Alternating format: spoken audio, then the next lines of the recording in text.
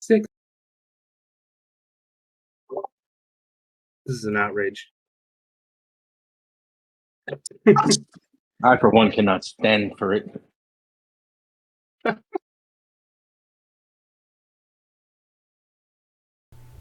Well, snap. I think we're all assembled, right?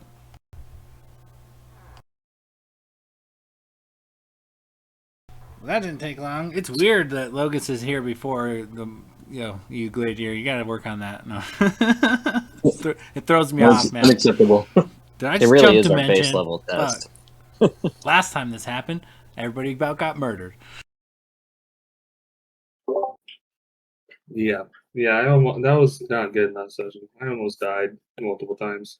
We did say that him arriving before you was really throwing off the general feng shui of our party. I'm gonna have to ask that Logos that you leave for like 5 minutes and then come back. I was just about to ask, if I back out and just come right back in, does that technically make me the last person in? I don't know. I don't think it counts. It's too late now. Well, I mean, let's admit it. Gladiator is like a period. You get scared when he's late, but you're just happy he shows up. Jesus. That was beautiful. That was like poetry. You know, we always said Gladiator is the period of the group. I don't like that. I like how he said it. I don't like how you said it. On an unrelated note, before we get serious with this shit, can I tell you guys a joke that I just read in one of my other Discord groups that is just dark as fuck, but I can't help but love the the wild ride it takes you on. Oh, do it. Now you darker, now the you better. have to. This is just, it's like a post and then a comment underneath, and it says, "Dear couples, what do you do after an orgasm?" And then the first comment underneath says, "I finish the autopsy and then assure myself that one bad decision doesn't make me a bad veterinarian." Oh, God. Oh no! It just kept getting worse. Exactly. It was just like, first it starts with autopsy and you're like, oh god, and then it just kept building worse and worse. That reminds me of the joke, you know. I got kicked, or he goes, "Am I the asshole?" When my friend caught me sniffing his sister's underwear. Yeah, you know, I know it made the funeral awkward, but I put him back in her casket, and it helped break the tension of a children's funeral. Oh, God. Sweet Jesus. So that's the mindset that we're going to have going into the session. Buckle up, Sean. Considering the last session was a 5-hour combat, this is about to be some pretty interesting roleplay. Oh man! All right, I'm fucking cracking my knuckles here. You know, rocks fall, everyone dies. You know. Oh, okay. Let's see. I got this recap going. So last session, as you mentioned, the party had freshly been lured to Baracus's manor under the ruse of a banquet and being able to deliver important info to key members of the Council of Tuscargo, concerning the grading. All was not well, actually. As the servants depart, Councilman Baracus, Representative Nayla, and the remnants of the ruling council, as well as their guards, your armed escorts, bear fiendish red eyes and vampiric fangs and descend upon the party. However, shortly after combat began, Baracus and Nayla, both plagued by a pulsing red gem around their necks, excused themselves from battle, begrudgingly, to tend to other matters. The party, after several moments of intense combat, finally found themselves victorious for the time being, though most of them battered and beaten. As they take stock of the situation, they soon realize that they are indeed locked within the dining hall of Baracus's now dark and quiet manor. And that is where we are now. So you have just finished combat. There are a few slain bodies around, well, a few looted slain bodies. And aside from that, yeah, you guys are essentially in pitch darkness. Locris, not a problem. Gladier, Gladier and Renwick, not the most dark vision-y. Did we end up finding anything on the bodies? Nothing but the armor and the weapon that they carried. What kind of weapons were they carrying? Black halberds. They were obsidian-colored halberds. If I recall, the only thing that gave off magical aura was the armor the guards were wearing. So I told Glader to snatch it. Yeah, I took like 10 minutes to take the full plate armor off of the guards. All right, so it's safe to say we're only taking one plate and it's going to you because it would take too long to get the others. But I say we stuff the halberds in the bag of holding. Because why not? Yeah. How many were there, Sean? 6 guards? 6 total halberds, yep. All right, 6 black obsidian halberds, heard. How are we looking at on weight for our bag of holding? Well, we actually offloaded almost everything we were carrying that wasn't just like general gear. So Yeah. I sat down the other day and actually went back through the notes and matched it up to the bag of holding that I've been keeping track of separately on D&D Beyond. So yeah, it holds like 2,000 pounds, I think, or some shit like that. But don't we have 2 of them? 100. Yeah, I purchased one yeah, I was as well. gonna say. So we can hold 4,000 pounds of shit and put the bodies in there too. Fuck it. What the fuck? But yeah, all right. So 6 halberds. Word. I don't want to ask why. Why put the bodies in there? Why you want to keep bodies? At first, I was thinking just so we don't leave any bodies around and leaves a little more mystery into what happened. But I mean, there's some things open to what we can do. I think they're going to know pretty quickly what we did. Yeah. Also, Glader would have lit a torch, especially because if he was trying to take off armor, he's not going to do that blindly. So I've got. Okay, yeah, for sure. You spark a torch, no problem, as you kind of go about your business, stripping the dude of the armor and whatnot. What is the rest of the party doing in this moment? You know, taking a breather, I assume. Some of you are pretty hurt, actually. You know, there's I believe Blade had last collapsed onto the table and is just kind of staring at the ceiling. Exactly. Straight up. Maybe keeping the body isn't the worst idea. I mean, we do know some divination-based people that could perhaps ask them some questions later on. Well, I'd personally like to see if our message got, pardon me, if our message got sent to Bo. So perhaps we just carry one of these bodies back to the cleric and see if they can't speak with the, what remains of the spirit in this husk. I do believe I have a speak with dead scroll. Oh, I was unaware of that. Well, that's a bit of a game changer. They need a head, so we can leave the rest of it. Renwick pulls out his rapier. Which one of these looks most important? Can we do a perception check to see if there was like a captain of the guard? Yeah, go ahead. Probably one of the vampires, not the guard. The vampires are gonna know more than the guards, I'm sure. Well, the vampires turned to The mist. vampires missed it away. Yeah, they're gone. Yeah, God because damn it, trust me, Gladiator, you and I your no perceptive ass. yeah, I know. I was gonna take some teeth or a head just to prove that we aren't murderers and that they were in fact vampires, but unfortunately, that didn't really work out. So that's 12 for me. But as he's kicking the bodies around and checking them, he'll just be like, "Can any of you see any markings that would signify rank between these guards? We might as well put our best foot forward." On a side note, I just like to think that like Gladier's perception is so bad. He's just like, finally the combat's done. He's like, hey, wait a minute, where are the vampires? Just totally missed everything. He was fighting in the dark. He doesn't see in the dark. It's just Yeah, shadow that too. boxing in the corner. Right, he's just He still is- swinging his sword and shit. My speed. So with a 12, there's no identifying marks that you can see. They seem to be identical suits of armor with identical halberds, very uniform.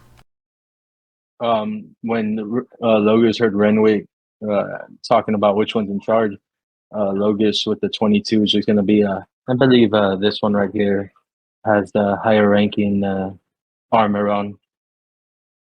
I wrote a 22 perception.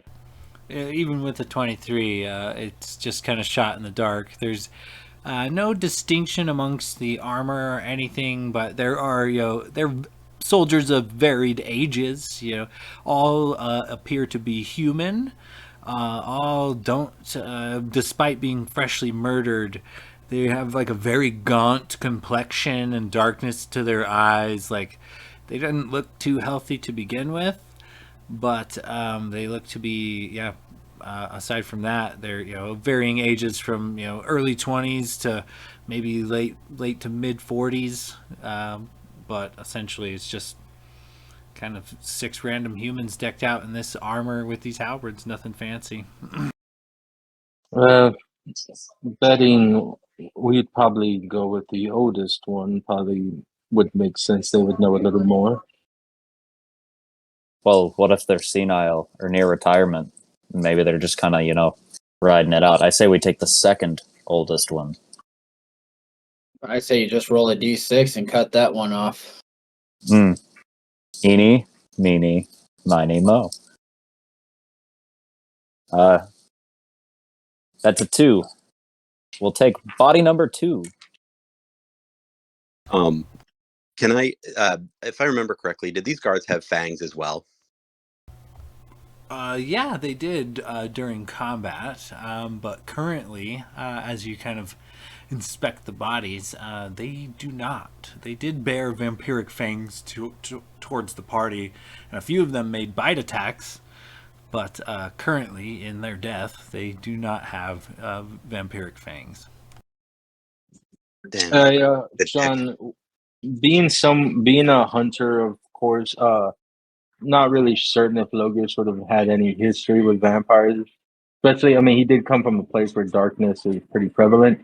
Would it be possible to maybe roll like a survival or a history check or something to maybe gauge how long we got or what the vampires are going to do next?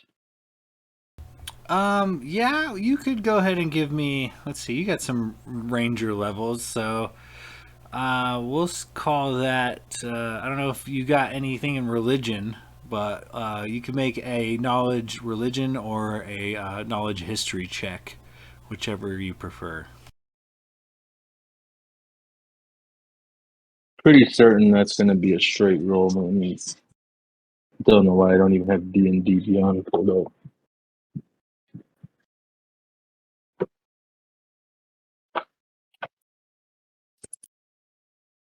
That's an 11 on the dice plus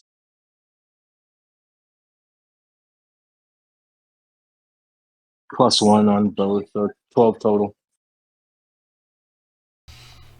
So you know that it's not uncommon for vampires to turn to a mist upon being destroyed, and you know that they need to rest after that.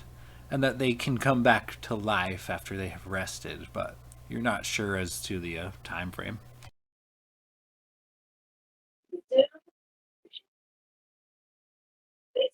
I know that we have a little bit of time, but there's no telling when they'll come back. So I think we need to find a way out of here. Blade will raise his hand while he's laying on the table and just say, "My vote is out."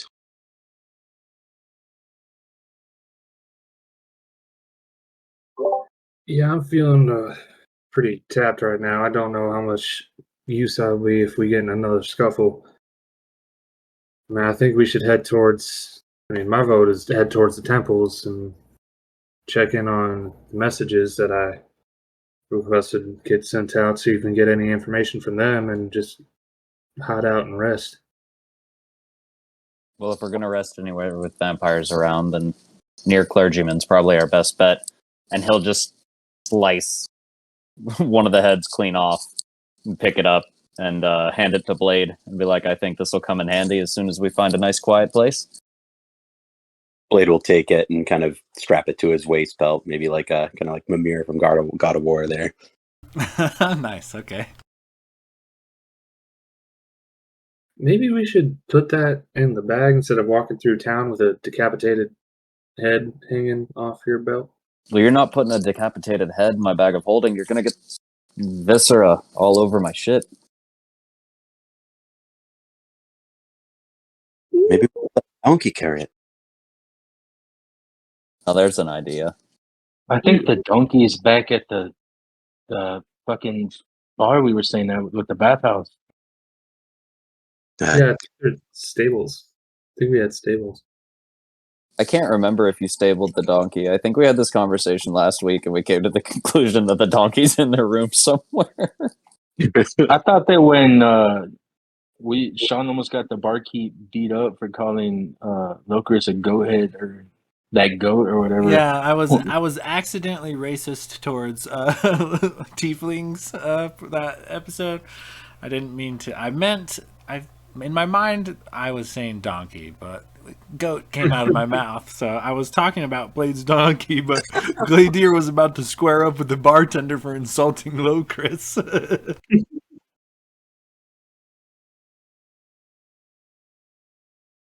But yes, the donkey is stabled at the Topsy Turtle currently. All right, boys. Well, this place is giving me the fucking creeps. Let's get out of here. So you do notice there are 3 entryways into this room. There's like the grand entryway you guys kind of came from, and there are 2 other doors on opposite walls within the room. So, that being said, which way would you want to go? Just back throwing it to where out we there, came. guys. I do have the magic hole that we can go up and take a short rest at least, but we do run the risk of letting vampires come back for us. But at least we won't have people on the brink of death if we get some sort of rest in. I think we should just go, and if we have to do a hole, set it up outside rather than staying inside of here where they assume we already are. Logis will then make his way back to the door that we came in through, that we were like led in through. Is that one also like no handles, no nothing, locked?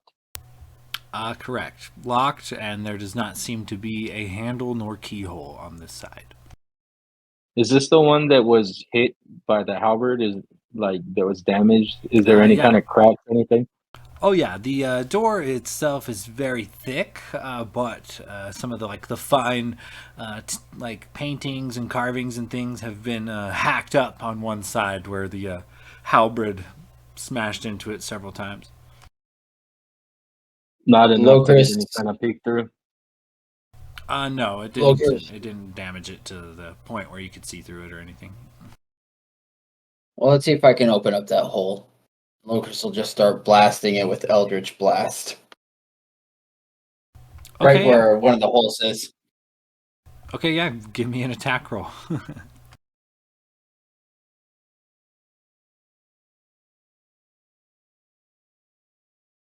Let's see.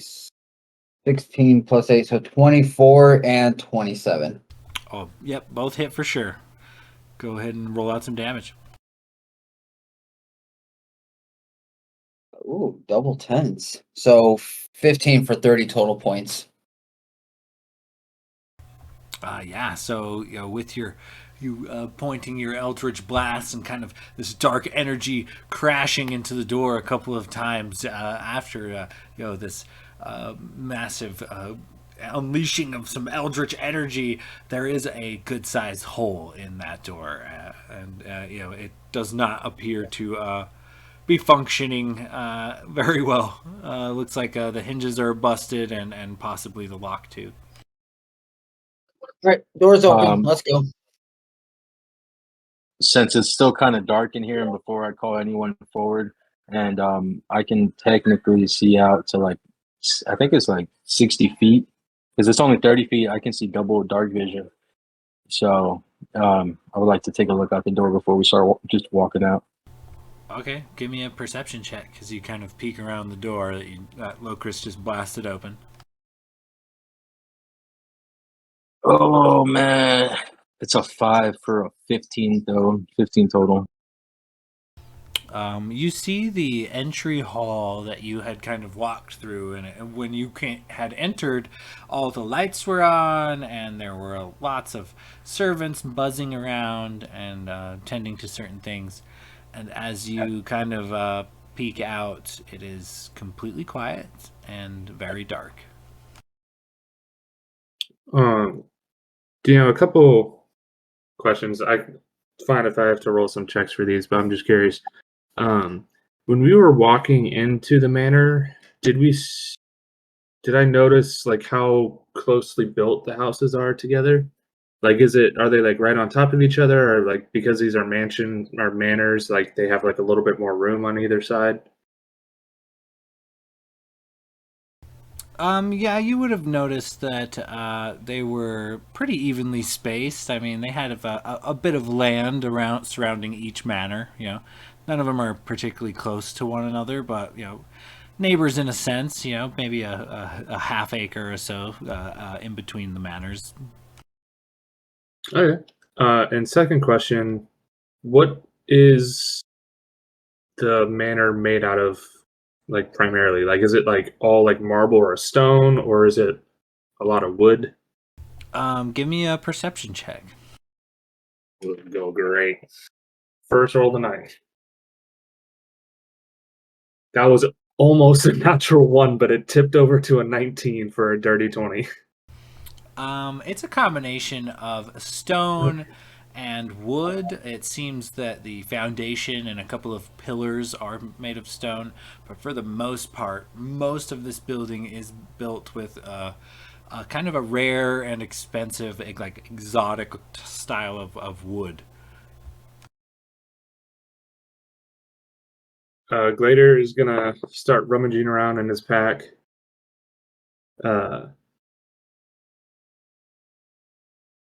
And then pull out a flask of oil and kind of turn to the group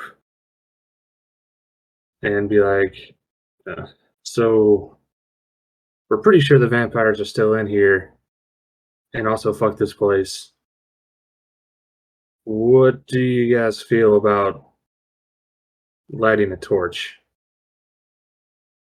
Well, our resident sexual sadist also developed a knack for pyromania. So, pretty sure he could help you out. Locust already has the produce flame cantrip. He's already got a ball of flame in his hand with an evil tinge in his eyes. But not we are not certain who knows of the vampires. I mean, to the normal citizen, this could be a place where problems get solved, and we just light it on fire. We just look like assholes. At the manors of the nobles, the very nice houses that they don't get to live in and are cordoned off. This isn't the. No, that's right. We're not in the fucking city council place. I mean, I'm fine with just leaving and making a quiet escape, but I'm also fine with burning this unholy place to the ground. Yeah, I mean, in all honesty, our host is a bit of a dick, and although he bought us some nice clothes, he did try to eat us. So I'm of the mindset that we light this fucker on fire and at least do some damage to his fancy wood here. I mean, he's built such a wonderful manor while his people out there are starving and subjected to this plague. Maybe worst case scenario, we piss off a vampire that was already pissed off at us. But best case scenario, maybe we catch a vampire or two in the flame, and who knows what can happen when you light a vampire on fire. Well, we've got a head to talk to and some clergy to go see, so best not waste time. And Renwick will strike up a torch and just drag it along the wall as he's walking out. Maybe we Later, should also, start it in the kitchen to make it look like an accident. I don't want to explore too much. Something tells me they're not going to think it was a random kitchen fire if there's a whole room of slayed bodies and the people that were supposed to be slayed are missing. I think they're going to put two and two together. Glader's just going to go up to one of the fancy walls of very nice wood and just kind of pour oil all over it. I mean, I don't have a lot. It's just one flask, which is 1 pint. So 1 pint of oil. Just dump it all over the walls and then take his torch and light that section of the wall on fire and then run to the exit, maybe slightly giggling. Okay, yeah, you guys decide to light several small fires on your way throughout the manor, or throughout the dining room, and then on your way out the manor. And you, after doing so, you breach the doors of the manor, kind of in a hurry to escape. And as you come out onto the lawn and exit this manor proper, there is a clear and crisp, like, silence, like eerily so. And I need you guys to give me perception checks.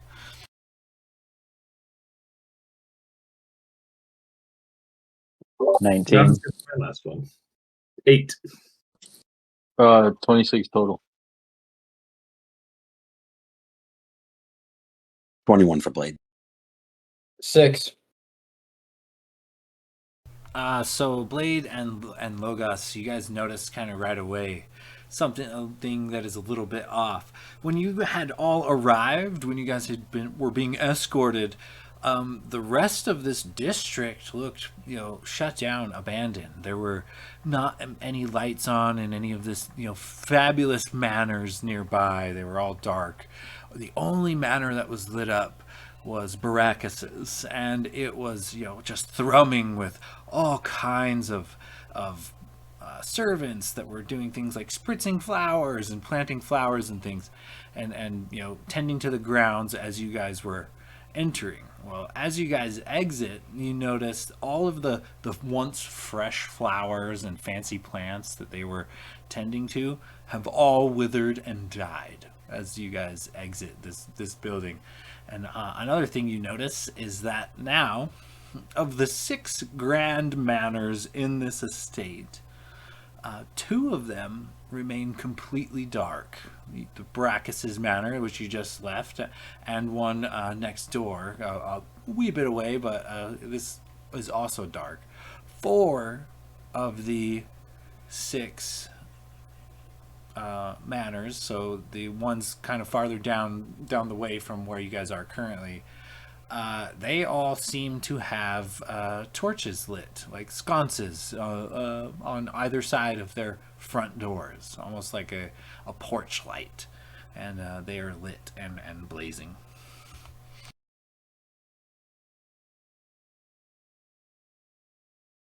Well, do we want to check the neighbors or just get the hell out of here? My gut's telling me that the neighbors are probably not a far shot from what we just dealt with. I mean, it seems like the type of thing where the vampires have taken over the council and the city at this point.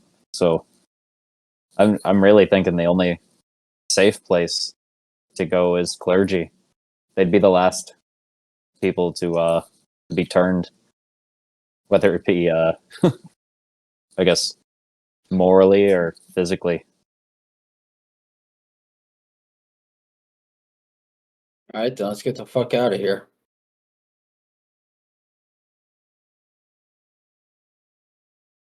Okay, as you guys make your way out of the district, the guards, they don't hinder you. You notice that there is no other armored individuals tend to show up or anything. You guys make your way to the guards, and they let you exit the district back to the merchant district, which is the district that you guys had arrived at the city in.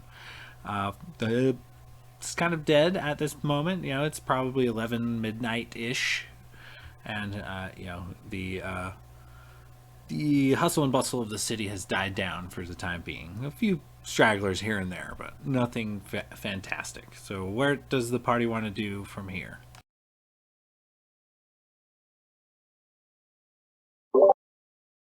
I think we're heading back towards the Temple of Palor.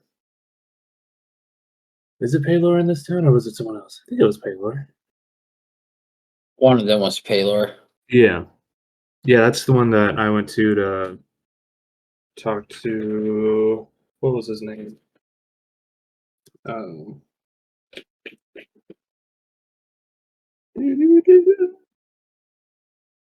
Agnew. Yeah, so you guys can make your way throughout the city. You are stopped a couple of times as you have to flash your fancy paperwork you got from Baracus to get through the guards in a hurry.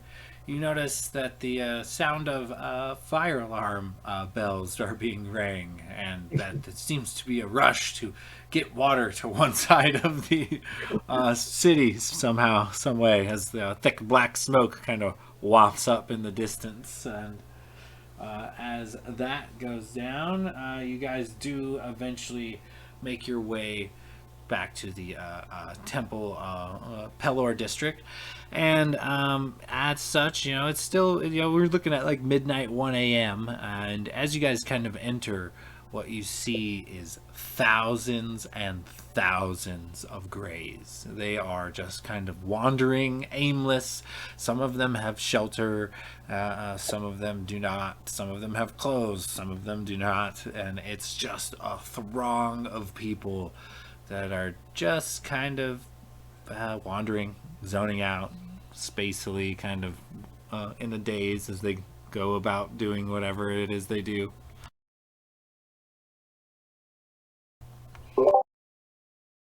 Glader's gonna look around and try and grab the first cleric he sees. Okay, give me a perception check. So good at these. You're going to dice jail. That's a 4 for a 5. You don't see any priests in and around the area at the moment. Just lots and lots of grays. I'm still bleeding and missing 30 hit points. As you bleed out, you know, looking around. Can I try to help Blade here find a damn cleric? Yeah, give me a perception check. 20. As you kind of scan this crowd of grays, you don't see much in the way of clerics around at the moment either. Doesn't seem that they are like out and about. There are a couple of buildings, a couple of inns that have been transformed to kind of help aid the graying crisis by the clerics, and then there is the large temple itself, the temple to Pelor, and but you do not see any actual living folks aside from the graying wandering around. Well, perhaps we should head to the temple. It doesn't seem like there's any of the clerics walking about right now. Well, it is the middle of the night, so I'm sure we're gonna have to rouse somebody. But well, quite frankly, I don't really want to wait for sunrise. Yeah, let's go. He starts stumbling up, kind of gently pushing his way through the grays and kind of clearing a path towards the temple. Renwick's gonna whisper to Gladier, like, really, really play it up, like, limp and drag your foot a bit, like, make yourself look really hurt. I'm sure we'll get their attention a little bit faster. I don't think I have to play it up. I'm actually really fucked up. Oh, even better, you'll really sell it. And he pats him a little too hard on the shoulder. And as we approach the temple, Renwick will start calling out and be like, "Help! Help! We've been attacked! My friend needs aid!" If you start calling out, eventually the clerics will find you. If you call out, they come rushing to several of these white cloaked individuals that, despite living in a quite filthy, rat infested and garbage everywhere type of a district, they are pretty damn clean. They have white robes with these gold sashes, and they come running to your aid. A trio of them. And they, as they approach, they hold the light of the Dawn Father with them. So you go from kind of in the dark to almost overwhelmingly bright. Like police lights in the eyes type of a deal. Hello, what can we do for you? What's the emergency? And they kind of look at Gladier as he's kind of bleeding out. Well, I think that's a little self-explanatory. My friends and I have been through a bit of hell this evening. We could certainly use some help, but I'd prefer to discuss this in a more private location. She kind of frowns, but she nods and leads you guys back into the Temple of Pelor.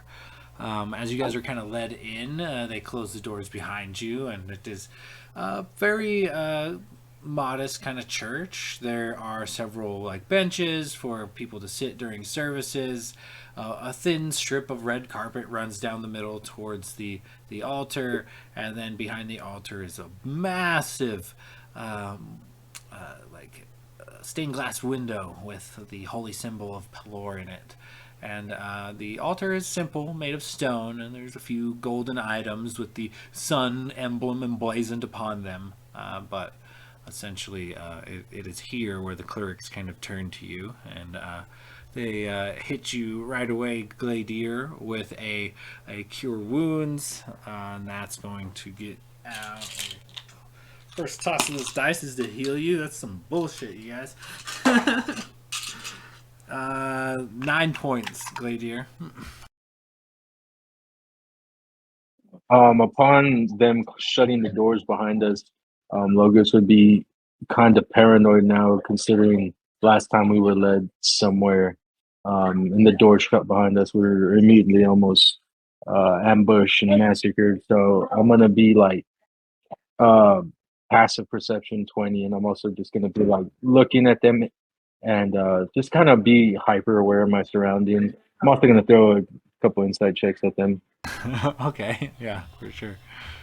So as you guys kind of huddle up in this church, a few of these acolytes, these students of Pelor, surrounded you, and the bright light diminishes to a more bearable level, but they are all still in one form or another holding the light spell, and they approach you. What can we do for you? Is Brother Agnew here? I spoke to him earlier today, and just wondering, we need a little assistance. We've discovered something not so great happening in this town, and I think we need to get the word out. Also, I'm really, really hurt. Not as much now. She whispers something to one of the individuals in white at her side, and they take off. And only a moment passes, and Brother Agnew joins the rest of the group, and the healers go about dispensing some heals to the party. So anybody who needs a heal, you can take. You're looking at. Oh, I rolled good on that. 30 points. Anybody who needs it, take 30 points of healing. Yeah, I imagine as Gladier's getting treatment, Renwick just kind of like walks over, and despite Gladier being completely fucked up, he's just like, he shows him the one scrape he got from the 5 damage, and he's just like, if you could do something about that, it really, really hurts. It's deep. It's a very deep cut. She smiles and nods, and a beam of warm light shoots from her hand to your cut, and then you watch before your very eyes as it slowly heals. As she then turns her attention back to Gladier, and with both hands and the same beam of healing light, she forces a chunk of metal out from of his flesh as it hits the ground, tink tink, and he begins to heal as well. Anybody know any greater restoration? I've had some energy sucked out of me, literally. Yeah, me as well. We on that note, we ran into some vampires, and you're probably going to be very interested in hearing about who these vampires actually are. As he say this, it's kind of like hushed tones and whisper amongst the few that are there, and Brother Agnew waves it off. No, the Dawn Father as a sworn enemy of vampires. I do tell, please. You have my attention.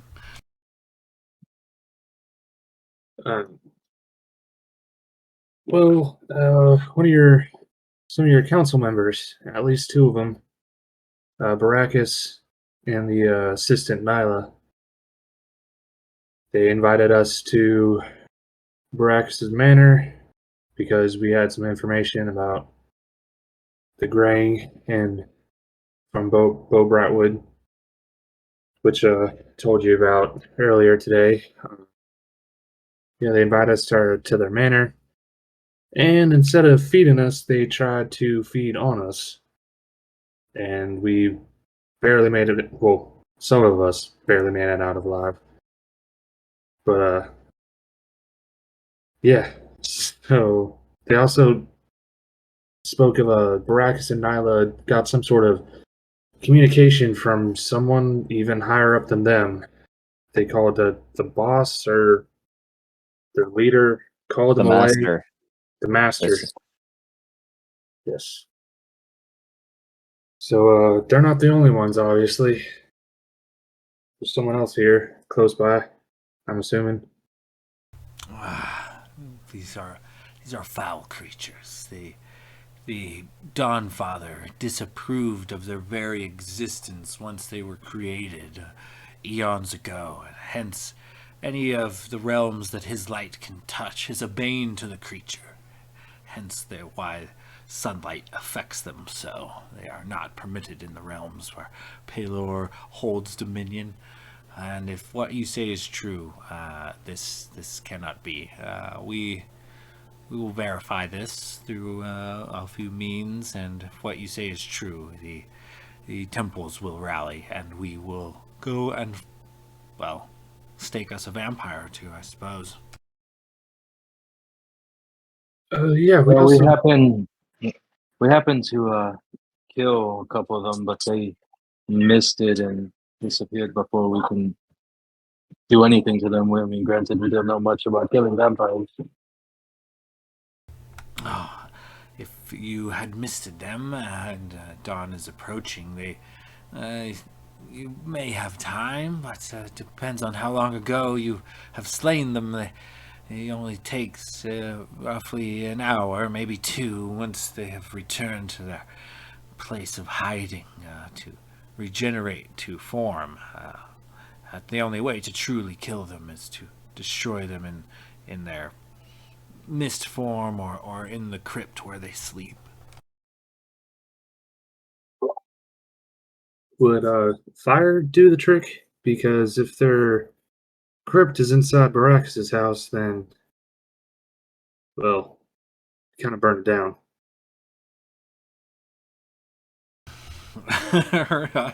his eyes go big. What?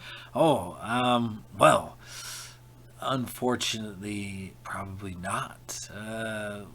Water, running water, holy water, a stake to the heart. These things, any form of actually destroying mist, perhaps. Maybe it might. It's possible. It's not the preferred method, but.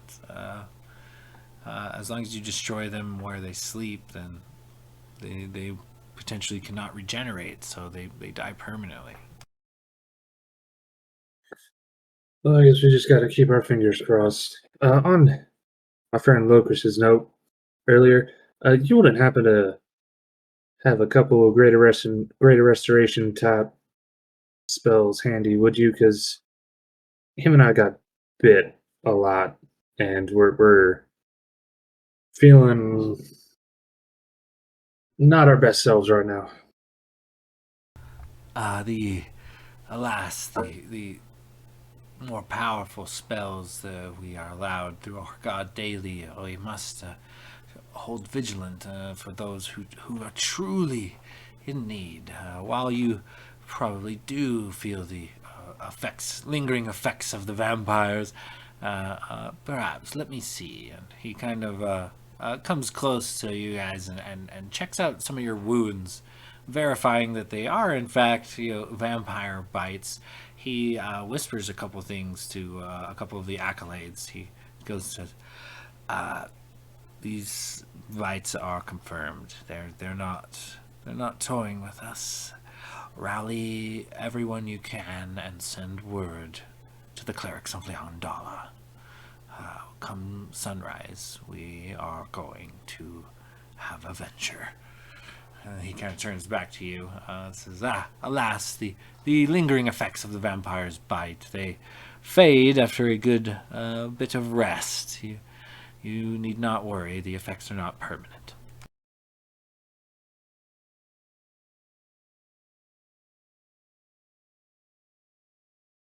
Oh, that's good at least.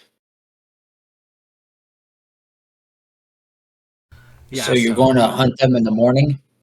Yes, we are going to, manner by manner, go investigate your claims. If we find what you say is true, then we will deliver these cold, heartless creatures back to the abyss that they came from. Logus is gonna telepathically talk to Gladier. Do you think it would benefit us showing him the gaunt head, or do you think it'll just make us look bad? Oh, that's a good question.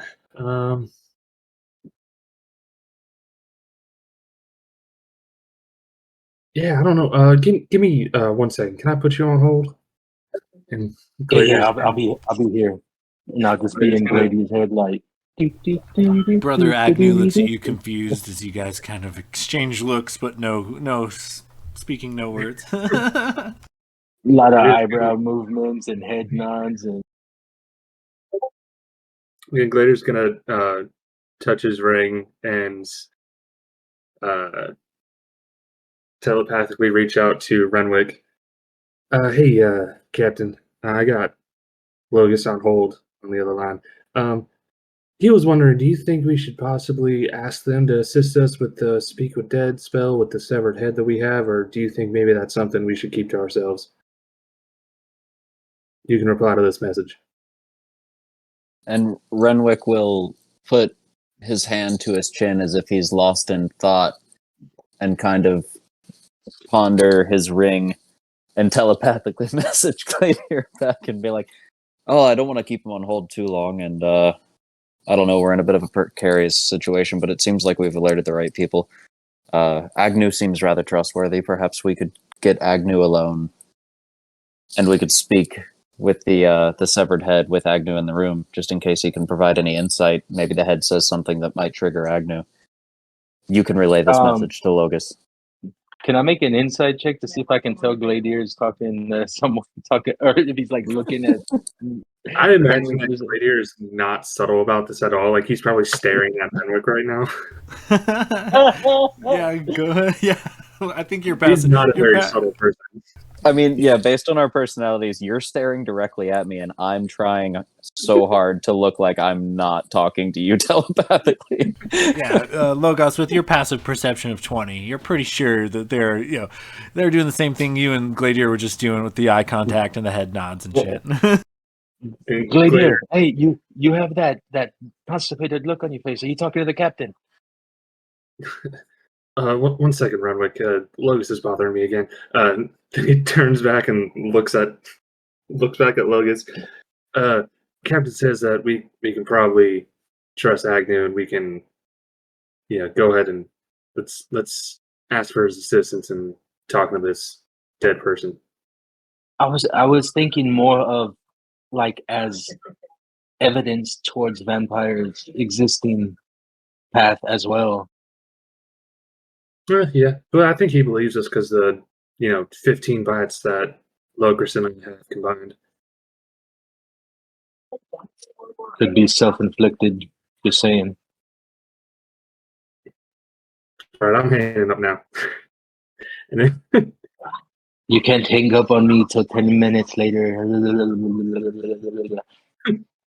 later, I guess after like probably a solid minute of glancing back and forth between Renwick and Logus, looks back at Agnew. Says, Agnew's mouth is open and he has a very concerned look as he's just watched you guys all kind of like eye hump each other. It was weird. Sorry about I that. did say Renwick was looking away, like trying not to be suspicious. So it really just looks like Logus and Gladier are having a thing. Yeah. But yeah. So we also, the guards for Baracus seem to be under some sort of control by him.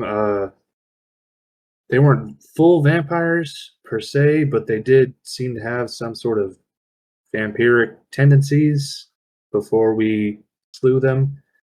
And we thought it would be a good idea to get some information.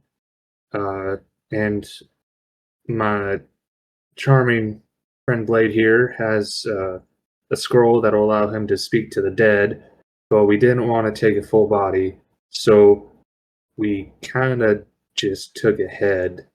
We have that with us. I'm not sure if you want to be there when we interrogate this spirit from its head, but your assistance would be appreciated if you would like to be privy to that information.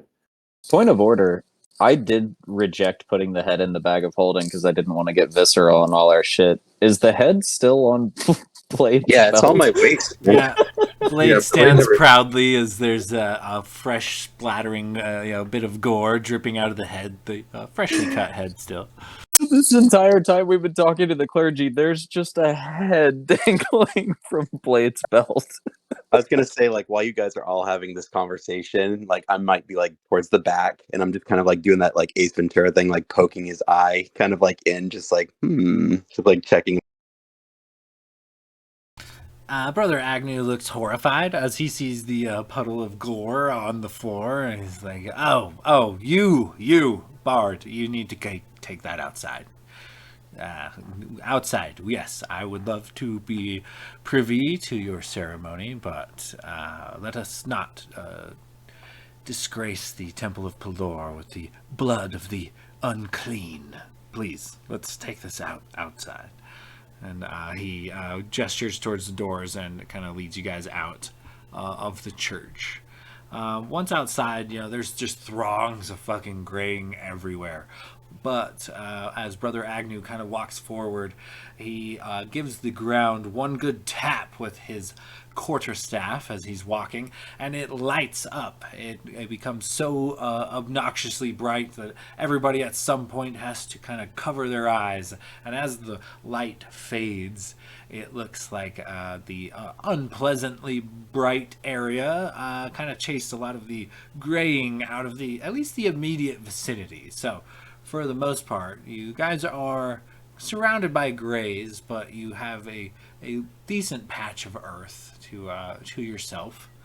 And the acolytes of Pelor, some of the more lower ranking priests, kind of maintain a weird, like a light spell that seems to be keeping the grays at distance, and they kind of form a perimeter around the circle. So the party and Brother Agnew are surrounded in a safe place for the time being. Brother Agnew kind of gestures to you, Blade. So, are you doing this, or? Blade kind of nods his head, pulling out the scroll to cast the Speak with Dead spell.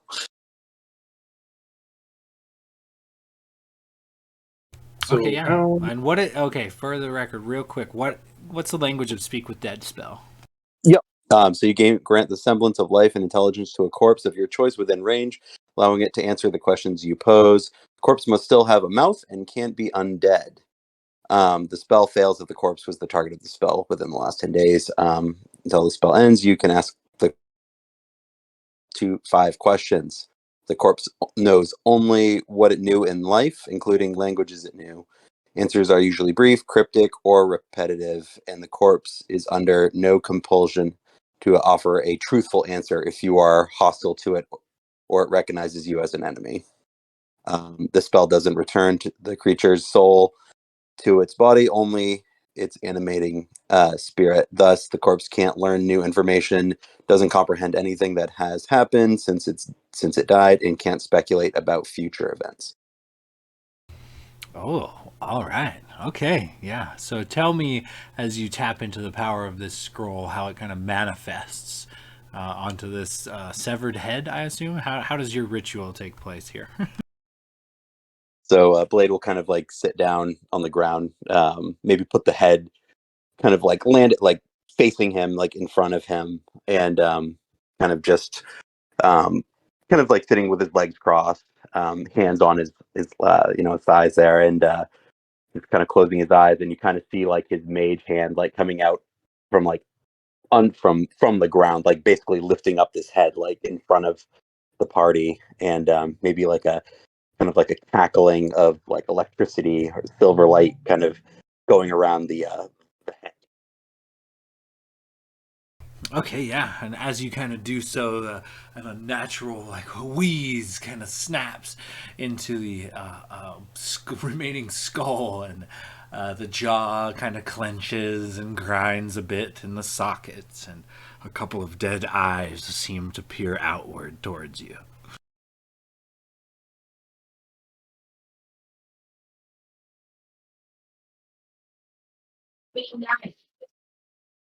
Well, shit, we didn't really discuss what we were going to ask kids. Am I out of?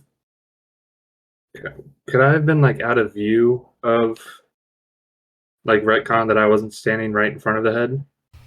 Yeah, you could be. You, Can't really I think that's Blade Blade. positioned it to look at him, so you could be standing, opposite of Blade. All right. So technically, he has to ask the questions because Yeah, Blade cast the spell, so Blade's got to ask the questions. So Blade will kind of, while he's got the head risen, kind of turn and look towards the party and not at the head, because this is not a question for the head. It'd be like, so what do you guys want to? What do you want to ask him?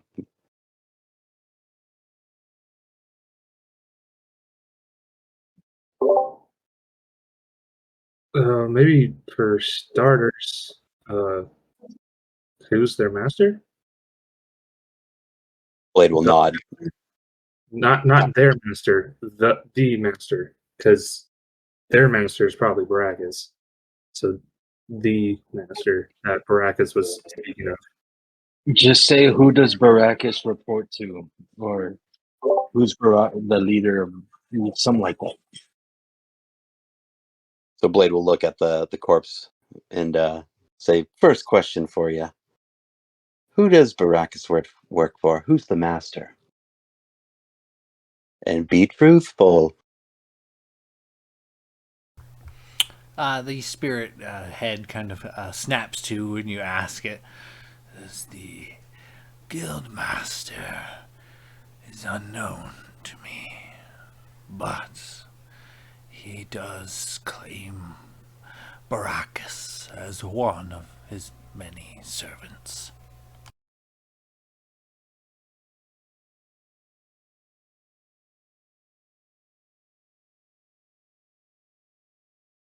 How many questions do we get, Blade? We have 4 more. Maybe we should ask him about those manors as well. Maybe being who else lives there. Maybe ask him if the vampires are responsible for the grain.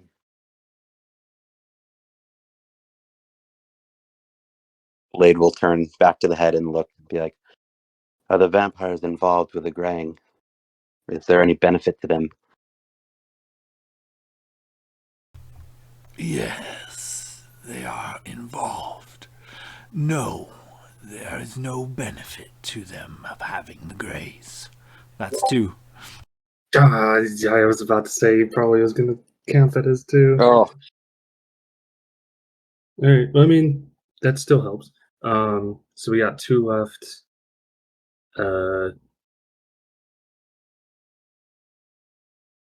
Maybe. I don't know. Did you say something about Tilanara? Yeah.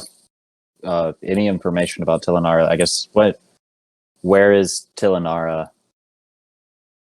Blackfeather? We were told that she was last seen by the council. Blade will turn back to the head and look and say, where is Tilanora Blackfeather? who's Tilanara, Phil? I almost said that. The spirit kind of looks at you and says, Tilanara Blackfeather resides in a prison gem. Oh. A prison gem? Like Logos is gonna hear that. Holy shit! Nayla had an amulet around her neck. Could it be that? Those Oh. amulets seemed to activate when the master called them. But I'm willing to bet that if anybody's got that prison gem, it's probably the master himself. If she's one of the keys to potentially reversing the graying, then it stands to reason that the person behind it or involved with it would be holding the key to her lock.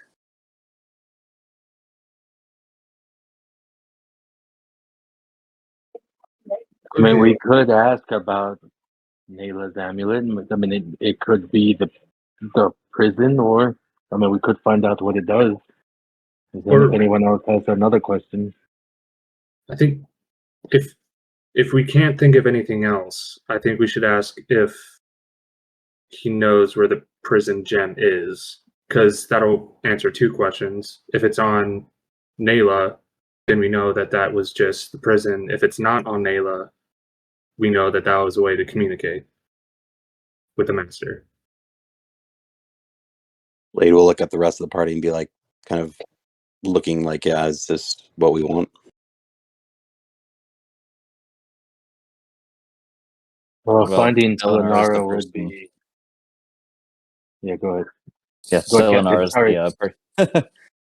the not a problem. Tilanar is the person that we need to find most right now. We've actually, as a point of order, Agnew, I believe we were to have a message sent to Bo to let him know that there's a hit out on him. Was that message sent? No, my spells return with my morning prayers. I must wait until dawn, but only a few hours from now I will send the message. Okay. Well, I suppose we have that peace of mind. So if we can at least alert Bo so that he can get to safety, then our next step is to find Tilanara. So if we have one question, then we might as well use it to get as close to her as we can.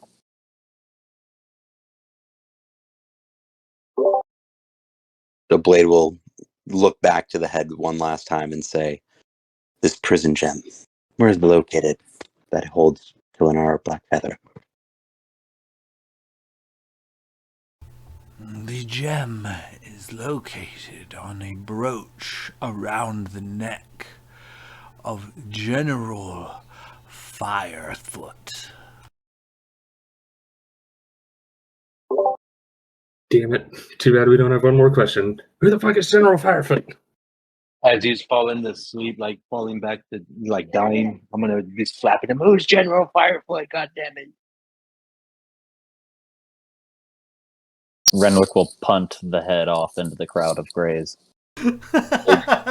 Blade will catch it with his mage hand first, like kind of like a mitt, grab it, and then just fastball it even further out. Logos will fire off an arrow like if it was like skee ball. Okay, give me an attack roll to see if you can hit this head as it flies through the crowd. This is the Later, most General fucked up Chris will, skeet shooting I've ever heard of. Eldritch Blast just to make it go further. Okay, That's a yeah, natural you too. one. Literally, the only way I could have missed that fucking head, I rolled a natural one. You fire off the arrow and it twangs and it misses its target, and out in the crowd somewhere you hear somebody say, "Oh." Oh, wait. 18 and a And 13. let that be a warning to you. With one of your eldritch blasts finds the mark and sends it flying a bit farther down the way. Glader's just standing there with his head in one of his hands, shaking his head. Brother Agnew kind of, while the other accolades, their lights slowly kind of fade, and they come and each kind of give Brother Agnew a little bit of a bow, and then they go about their business. They head back to the temple. Brother Agnew kind of turns to the party and says, "Well, General Firefoot is actually a thorn in the side of another temple of Pelor. Well, not the one here on Borsland. We have a Wafet Isle across the way. We have a temple there. If rumors are true, the once not so organized or slavery oriented fire giants have been kind of terrorizing the city. They've organized and they have put together raiding crews. They regularly make raids on the city there to capture fresh slaves on the regular.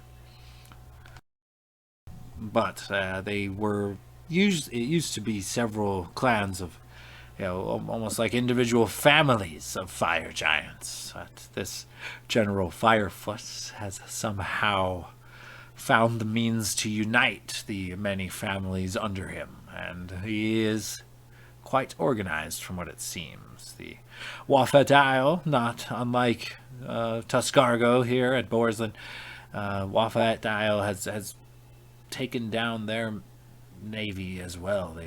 They did not build walls to quarantine themselves, but tall walls from their once mighty navy now circle the entire city to keep the fire giants at bay. From what I hear, they are not in the best of ways in Wafet Isle.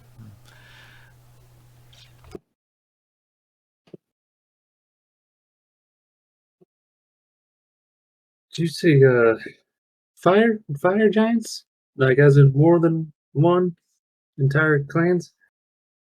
Yes, I'm unsure as to how many, but seems like it's at the very least a organized couple handful, maybe a dozen, maybe more. And do you have any word on whether or not, like, is this general also a fire giant, or is it someone else who's just somehow gotten all these clans to work together? I only know what I hear from the bards, so I'm not sure. Well, this will be quite a task trying to get Telenar back then. It's around the neck of a general protected by fire giants. Who could also be a fire giant himself, for all we know. Yep, that too. Well, I think it's assumed if his name is General Firefoot and he's united the fire giant clans that he himself is most likely a fire giant. Otherwise, he is a thoroughly impressive whatever the fuck species he might be. I like to think he's a little gnome named Firefoot and just rallies the fire giant.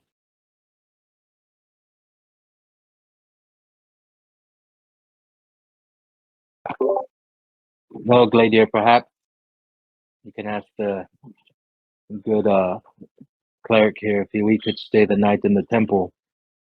Seems like there's not a lot of safe places for us in town right now. Glader turns to Agnew, who's probably a foot away from Logus. Do you think we can stay inside your temple tonight? I have only pews to offer you, but if you would care to use them, you may. I must see about getting some rest so that I can send these messages in the morning. So I bid you adieu. Make yourself at home within the temple. And he kind of bows to you guys, heads out. Hey, Gladiator, tell Agnew we said thank you. What? Tell Agnew we say thank you. That calls after him. Thank you. You're welcome, my child, as he kind of walks on. And Glader's gonna walk inside, find the closest pew, and drop onto it and hope that it doesn't crack under his weight. The wood creaks and groans, but it holds you.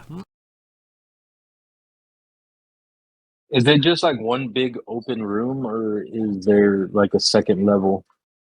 It's one big open room, and it looks like a private quarters or two back behind the altar for the priests. I'll go in the back, like right corner away from the door, but like facing the door so I can have eyes on it, and then just kind of plop down in a corner. Okay, yeah.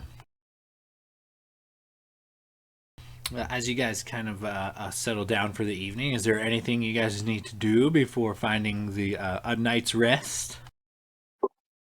Actually, Glader would like to. He doesn't get up, but he. I don't. Well, yeah, it's probably been longer than 10 minutes. So I guess he does. He like sits up in the pew just enough to look over it and looks for Renwick, and he's like, Renwick, can you bring that armor over here that we took off that guard? I'd like to take a look at it before I fall asleep. I imagine we're gonna have a busy morning tomorrow, so get that out of the way now. Yeah. I'll head over and I guess pull the arm out of the bag and pass it to him. Yeah, and I just want to.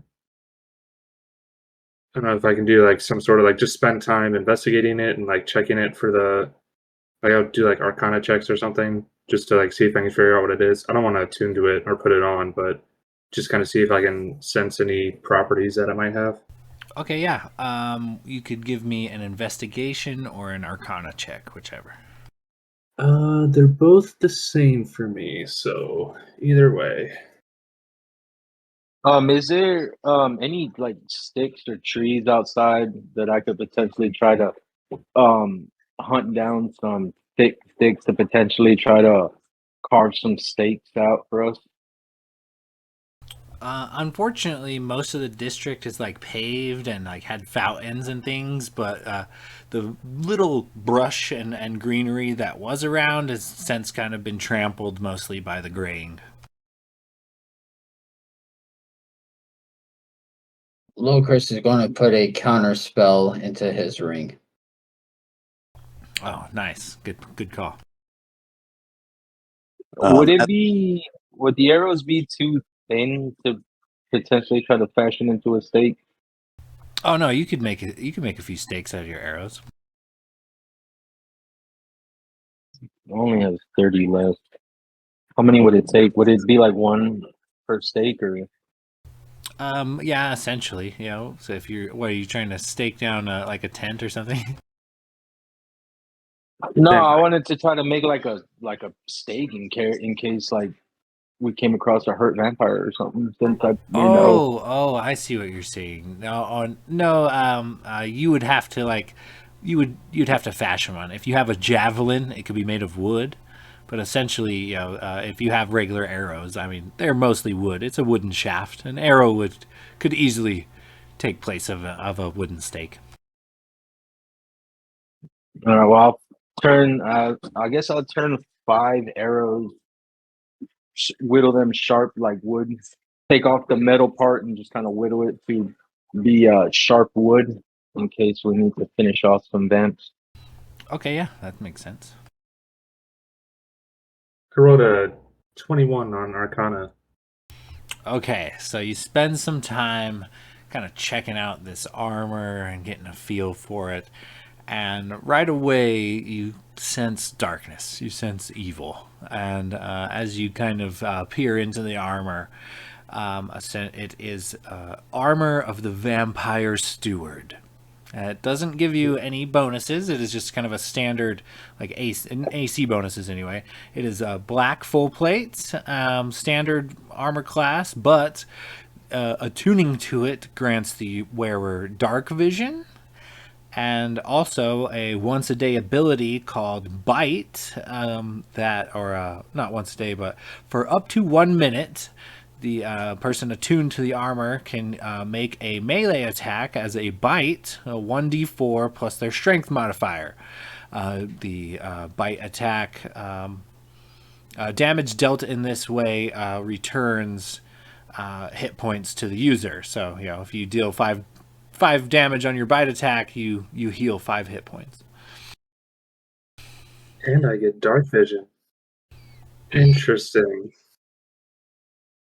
Do I get the sense? Can I do? I'm not sure if this might be like a separate religion check or something. But can I like maybe try and ascertain if this is in any form cursed? Like if there's any negative effects to it? I'm not sure if that's something I can roll for, but you with that roll, you kind of get an evil sense about it. You get like a dark presence kind of emanating from this suit of armor. It's certainly, you know, it pings a little bit with your detect evil, you know, so you're not 100% what that would entail. It doesn't seem cursed, but, you know, could potentially be influencing, you know, evil forces in and around you. gotcha. And Glader's just gonna probably put it back in the bag of holding for now and just go to sleep.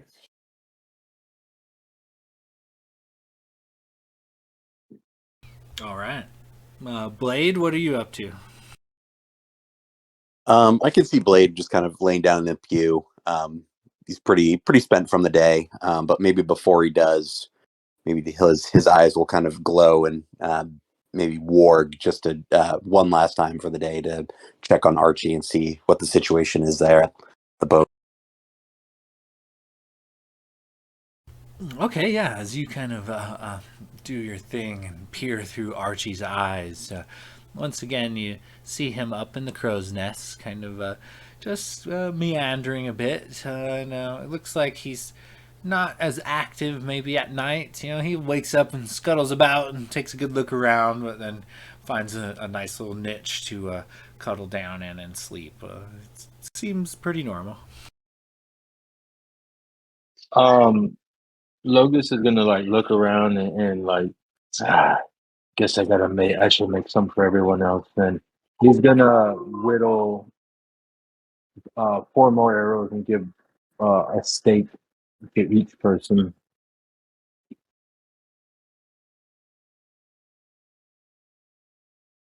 Okay. Sounds good. All right. So, as you guys kind of lay down for the evening and sleep finds you, once again, most of you have a decent night's sleep, but Locris and Renwick, I'm going to need a couple of wisdom saving throws.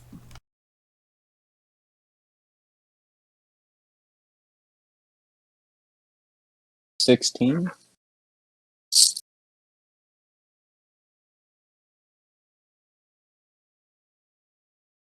And Locris?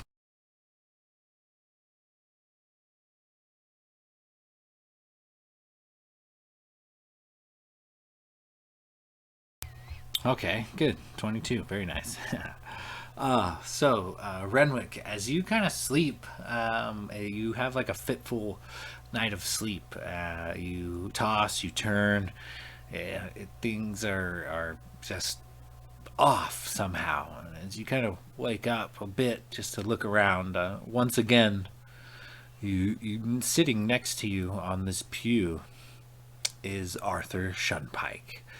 Pale, pruny, very kind of white. The mane of kelp flows all over his head. He sits and just kind of stares at you, breathing heavily. He always watches Renwick. He knows, he hears, he sees much. And he just kind of stares at you uneasily.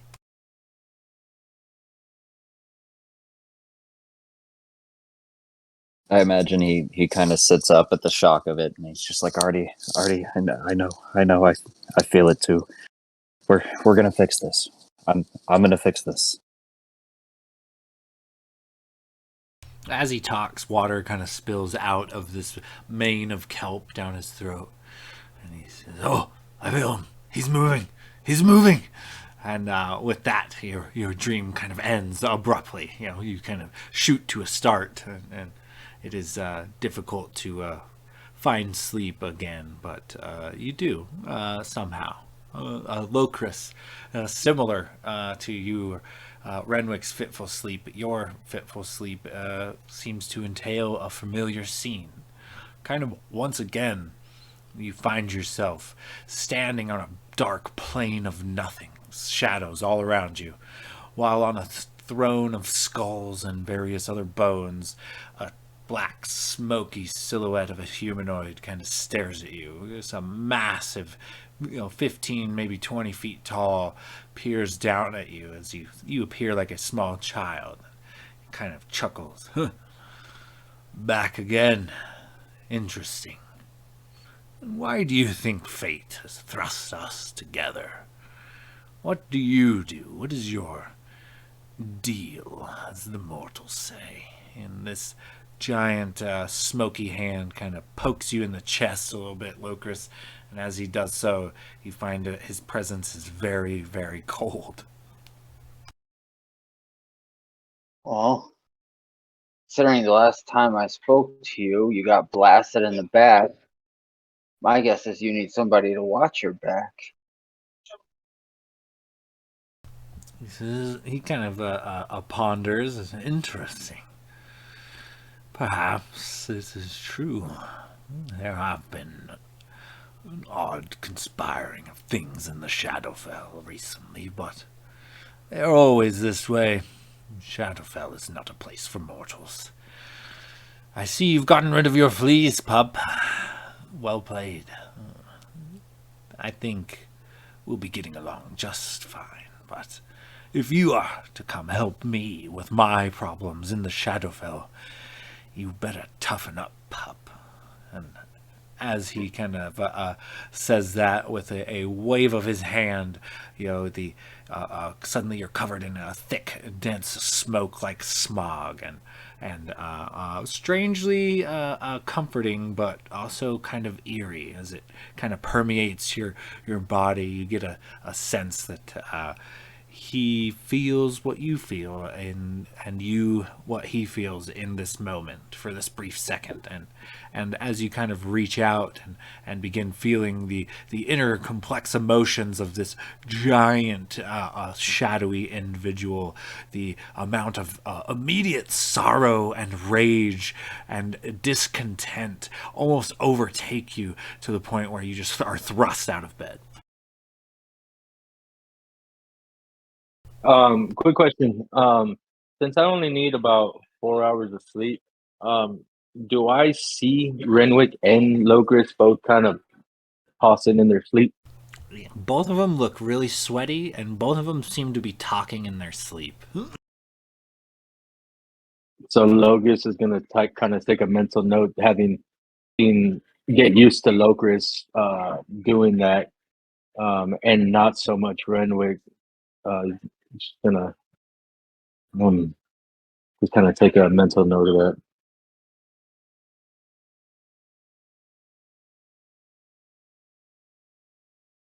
That being said, eventually the light ringing of a faint bell seems to get closer and closer and closer, and suddenly a burst of incense fills your nostrils as you kind of come to in the Temple of Pelor.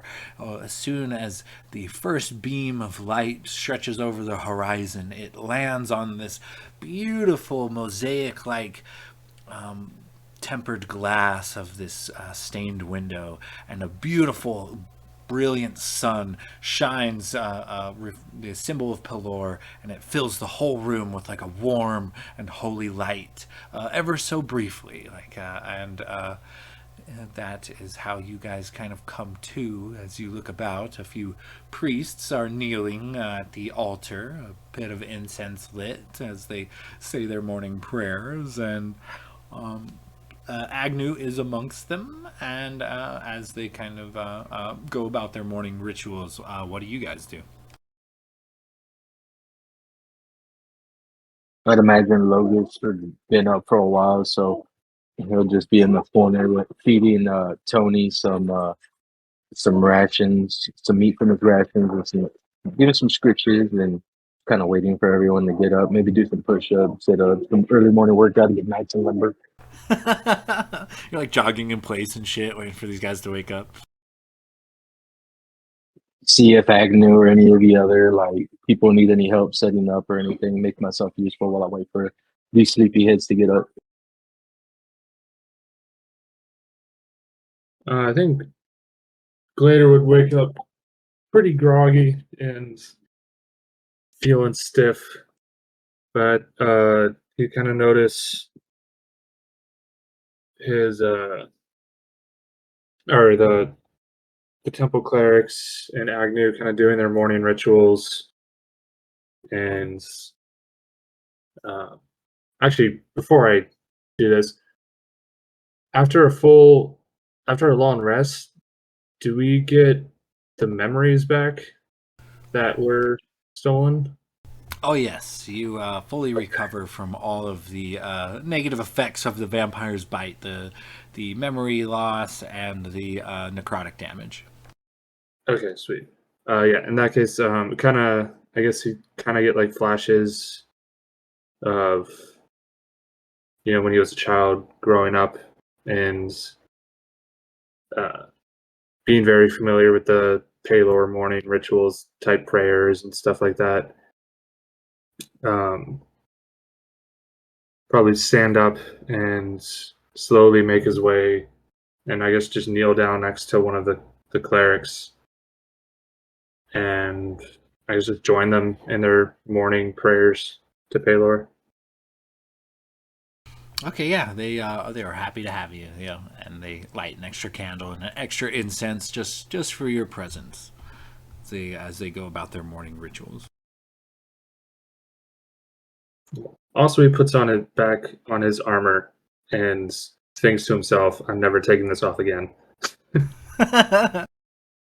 Okay, yeah, it takes a bit. It takes about 10 minutes to doff some armor, but the priests don't seem to mind as they are going about their rituals. And about in the middle of this priestly ritual towards the sun god, the doors of the church burst open at first light, and a pile of armored clerics of Yondala and Pelor alike, an entire battalion, like clinking and clanking, shields and maces, scale mail armor. It seems pretty uniform.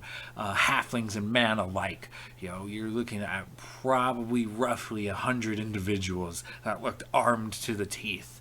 And as the priests of Pelor kind of finish their morning rituals, they turn towards this crowd, and with a nod, the entire crowd, very disciplined, gives a very disciplined shout, "Hoorah!" And they snap to, and they about face, and this crowd that marched down the center aisle now begins slowly marching out of the Church of Pelor, followed by the higher-end priests of Pelor, Agnew included. And they slowly begin walking out of the door. Agnew, it's probably not the time, but did you get a chance to send that message this morning? I did. The one to Tilinara, unfortunately, did not send, but Bo says to thank you all appropriately. So, perhaps come find me after we've dealt with a few of the impure blood. And Renwick will turn around to the party and be like, "Well, boys, if we've already alerted Bo, I'm half tempted to help the clergy here. I mean, after all, it kind of feels like we've got a bit of a score to settle." I don't see no reason why we wouldn't, Captain. I mean, they did. Ooh, we could get back at them right now. Well, they might have some useful information about the Graying and Tilinara and the Master. I mean, it might not be the worst idea. Well, Brother Agnew kind of nods. You are more than welcome to come and aid us, but we will be taking charge. None will be left alive. So, do not hinder our duties, and you are more than welcome to join us on this holy of holiest escapades. At least one of your party seems to worship the sun god. They kind of gesture towards Gladier.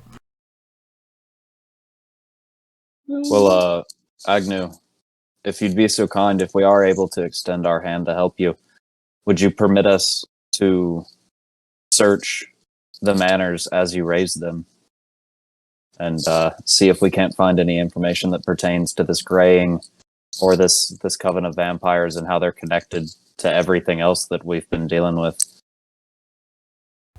You are permitted to investigate, but not to loot. Not until we have found out what exactly is going on here. Well, that seems pretty reasonable, and all of us are rather honorable. Definitely, nobody finding something and putting it in their bag without telling the rest of the party. We're all very open. Isn't that right, boys? How? I'm gonna try to mimic the cleric's noise. Yeah. With my recent insight check, his eyes kind of narrow, but he doesn't say anything as he marches on. Don't worry, I'll keep an eye on them. I mean, if you guys do see anything, and like turn and whisper, if you guys do see anything that I won't be paying attention. Just saying. Idea that goes without saying. Maybe things shouldn't be said out loud, but yeah, if we find anything important, we'll be sure to take a closer look. So, as you guys kind of link up with this squadron of clerics and paladins as they march forth through the city, the guards at the gate not only do not hinder this crowd whatsoever, they open the gates wide and join the crowd. Guards, as soon as they see this squadron of rolling knights and clerics, they don't know what the hell's going on, but they know where their bread is buttered.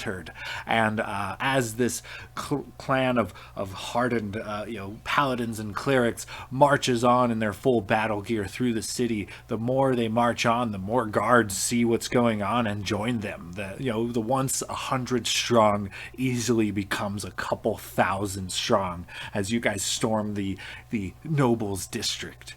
At this point, Brother Agnew, as well as it looks to be a priestess in all green, short, she's a halfling. Brother Agnew and this priestess of Yondala seem to be calling the shots, and the guards are taking their commands as well. And it is not long before all of the manors are thoroughly surrounded with troops.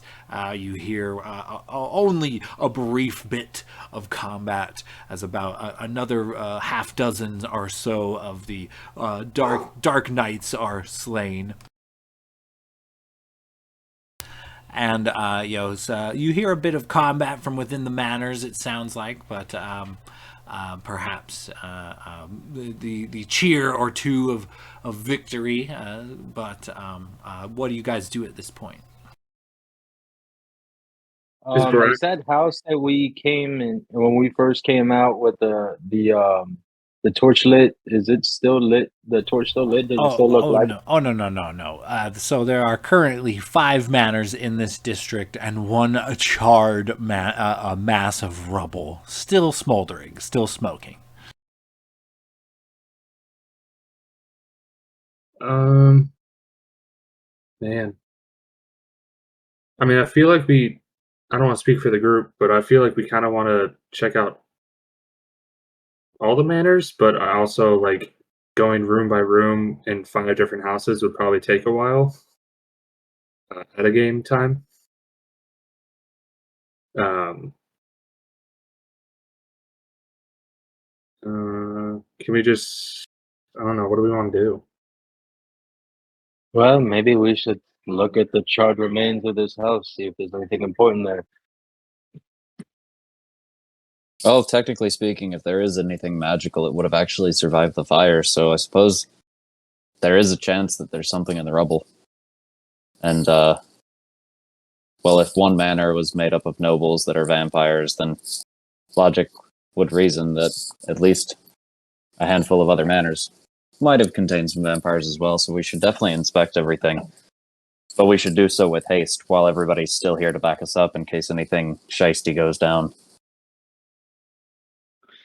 Locris is going to try to kind of sneak out his wand to detect magic and give off a charge.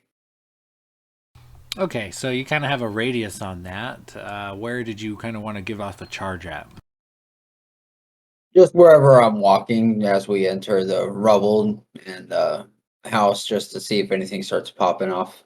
Okay, so we'll say you head your way towards the recently charred rubble of the manor. It didn't look like they were able to save it. It burned thoroughly. But as you flick your wand out and do a bit of looking around, you definitely see a ping. And as you kind of approach and move a bit of charred debris off of what looks to be a table, it is not a table. It is an iron coffin. And as you kind of move more debris around, you see not too far from this iron coffin what appears to be a large iron cage, also full of burnt debris. Hey, cleric people, we got an iron coffin right here, and my guess is there might be somebody in it. As soon as you call out, a whole team swarms the coffin, and it's like 7 or 8 clerics. They got 3 on one side, three of them simultaneously apply crowbars to this thing and pry it open. Boom! And as it wrenches open, nothing but dust. The coffin looks completely empty except for a single red stone placed in the center.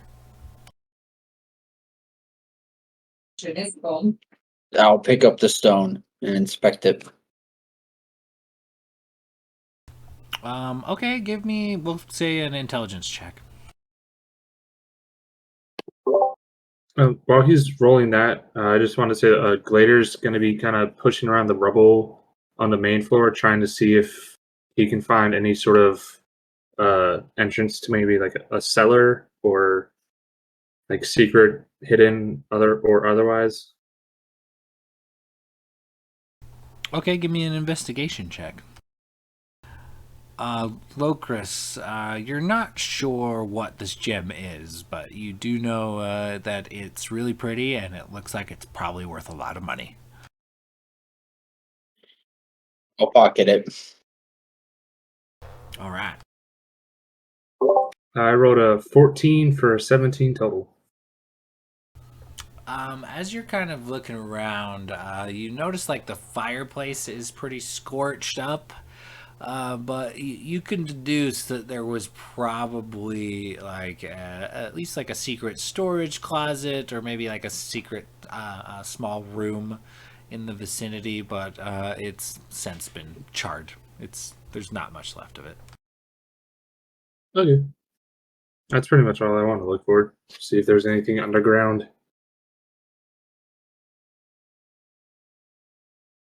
Okay, so as you guys are kind of kicking around the rubble, you hear a few hoots and hollers here and again, but it looks like the clerics are now going house to house, room to room, clearing the entirety of the manors, one at a time. Do I hear any familiar sounds of like? Are they actually finding vampires, or are they killing like the black guards? You did see, as you guys kind of entered, about half a dozen dead black guards that you guys did not kill, so they got to him. But aside from that and a brief bit of combat when you entered, it does not sound like there's a whole lot of fighting going on. It sounds like they're rummaging through things, looking for clues, looking for people, looking for secret passageways. These houses are being thoroughly like strip searched, essentially.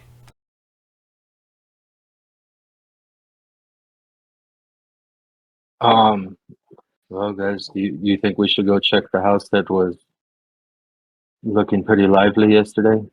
And this is so the charred rubble you guys are digging around in is Baracus's manor. This is what is left of it. You set it on fire before you left, so it's burned thoroughly to the ground. There's no longer a second story. It's just a pile of burnt rubble collapsed in on itself.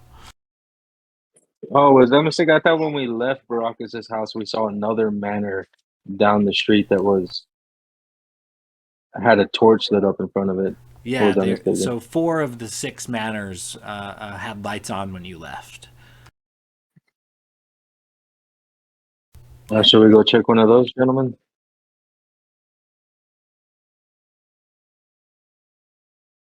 Yeah.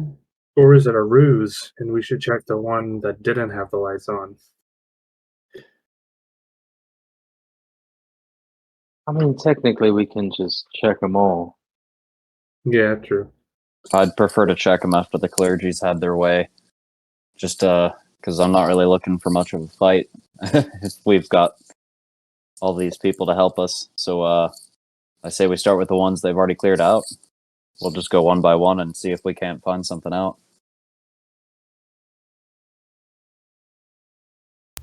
Yeah, can we do that? Yeah, that sounds like a plan. So you guys head over to kind of the first manor. They kind of they clear it, and as you guys are kind of waiting for them to clear it, a good hoorah as they haul out It looks like a couple of priests haul out a sarcophagus on their shoulders, and they drop it, and there seems to be nothing in it. And they are kind of jovial. I got him. I got that misted bastard. And holds up like a wooden stake. But also coming out of this house, you notice a bunch of clerics come out with a bunch of emaciated people. Like some of these people are so frail, thin, and weak that they are being carried out by the clerics. One, two, then three, then four. Like it's like a whole family of people that look like they are have almost been starved to death. They are rail thin. As these people kind of come out, Renwick specifically, give me a perception check. You son of a bitch. I knew this was going to happen. This better not be what I think it is. Luckily, Renwick's got shit vision with a 13. Maybe he just doesn't see what's about to happen. With a 13, as they kind of come out, they look a little bit off. You don't really recognize any of them, but though they are emaciated and kind of filthy, they all seem to be wearing like really impressive clothes. They all are wearing like nobles' clothes.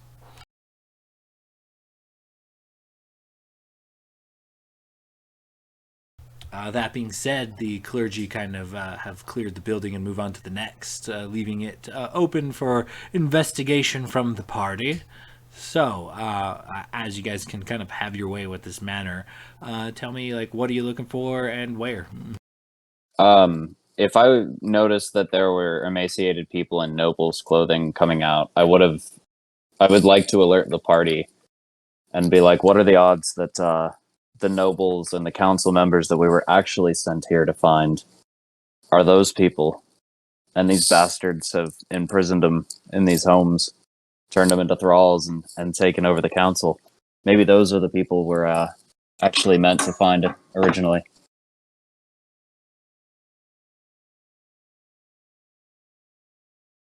Could be. I mean, hopefully the clerics can save them and we can ask them questions. But could the vampires potentially change their appearance? Because wouldn't the common folk realize that the council changed or something like that?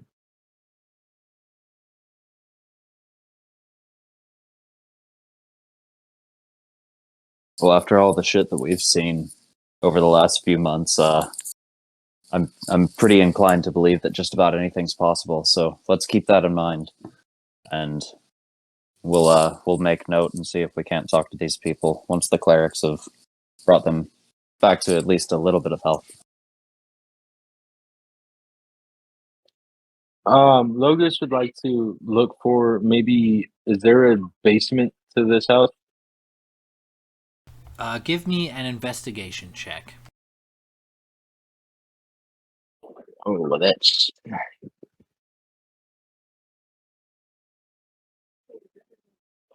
Could I just look for footprints that lead to a basement?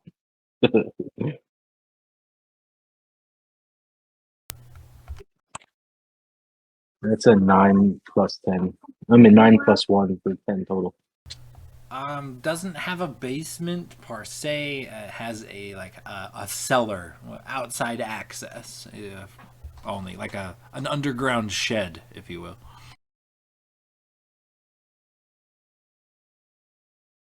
Well, once we're done here, we should check that cellar to make sure there's no more of these coffins. Did I see the clerics check it? Yeah, the clerics bashed the doors off the hinges and everything. Okay, then. Never mind.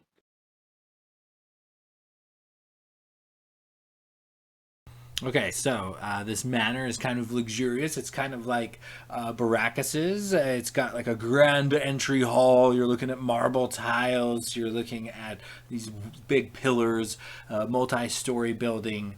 There are various statues, various fountains, a few plants. You notice right away all of the house plants are dead and withered.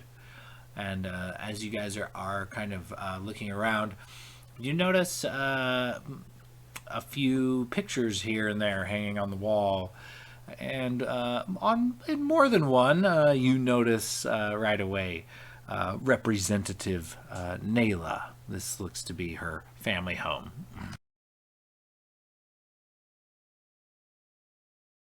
I think realizing this is Nayla's home, Glader's gonna try and find the main bedroom, like her bedroom, and investigate in there. Okay, give me an investigation check. Gladiator, the 80. whole bottom floor is just kind of like the utilities section. As you run upstairs, you find several bedrooms, even a room dedicated, like a washroom.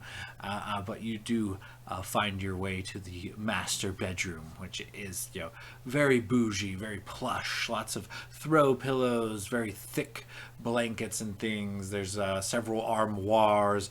Everything you notice is very clean. Looks to be like top-notch maid service around here. What did you get? Um, I haven't rolled, but specifically looking for any sort of like letters or notes or some sort of maybe a secret entrance to a hidden study or something of the sort. But I rolled a fuck yes. God, I'm rolling so much better than last session. 16 on the die for a 19.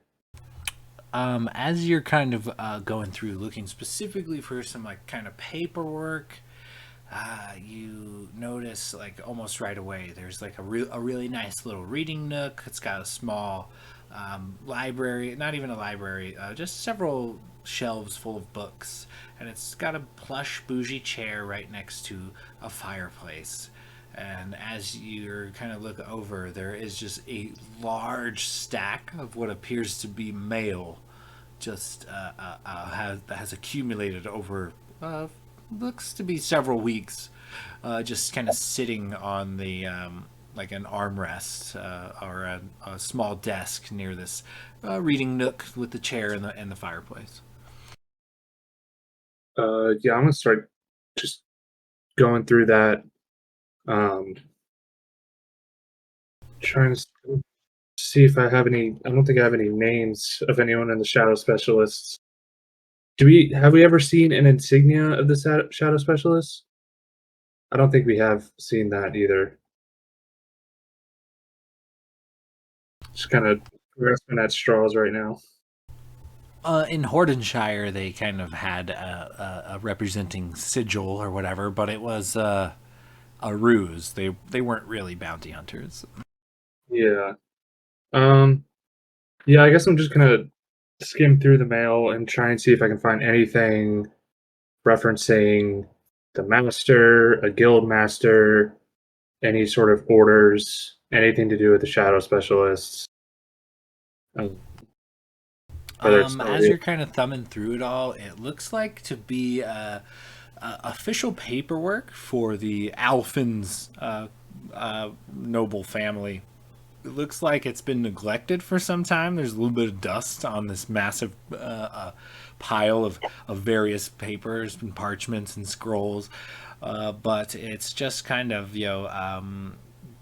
things that pertain to the family business. There's a couple of mines in the island. They have a certain percentage of stock invested in a couple of merchants around town, and the things that come and go with that. They're requisitions and just kind of various paperwork and mail that like the official noble would have to respond to occasionally. Nothing really stands out, except you do notice some time, only a few months ago, it seems that all of the family's estates and power and properties and fortune, all of it seems to be assigned to Nayla Alphins, and which is weird because she's a representative. She's not really the leader of her house. However, the paperwork claims all of the property and whatnot to be hers. Yeah, definitely gonna take that letter, that documentation, and yeah, that's weird because So we know that she is part of the Elfin family, but like you said, she's not like next in line or anything. She's like nowhere near the head of the family. She's just kind of like a second cousin or some shit. Kind of like she, as you kind of go through like the paperwork of like who was running it in the past.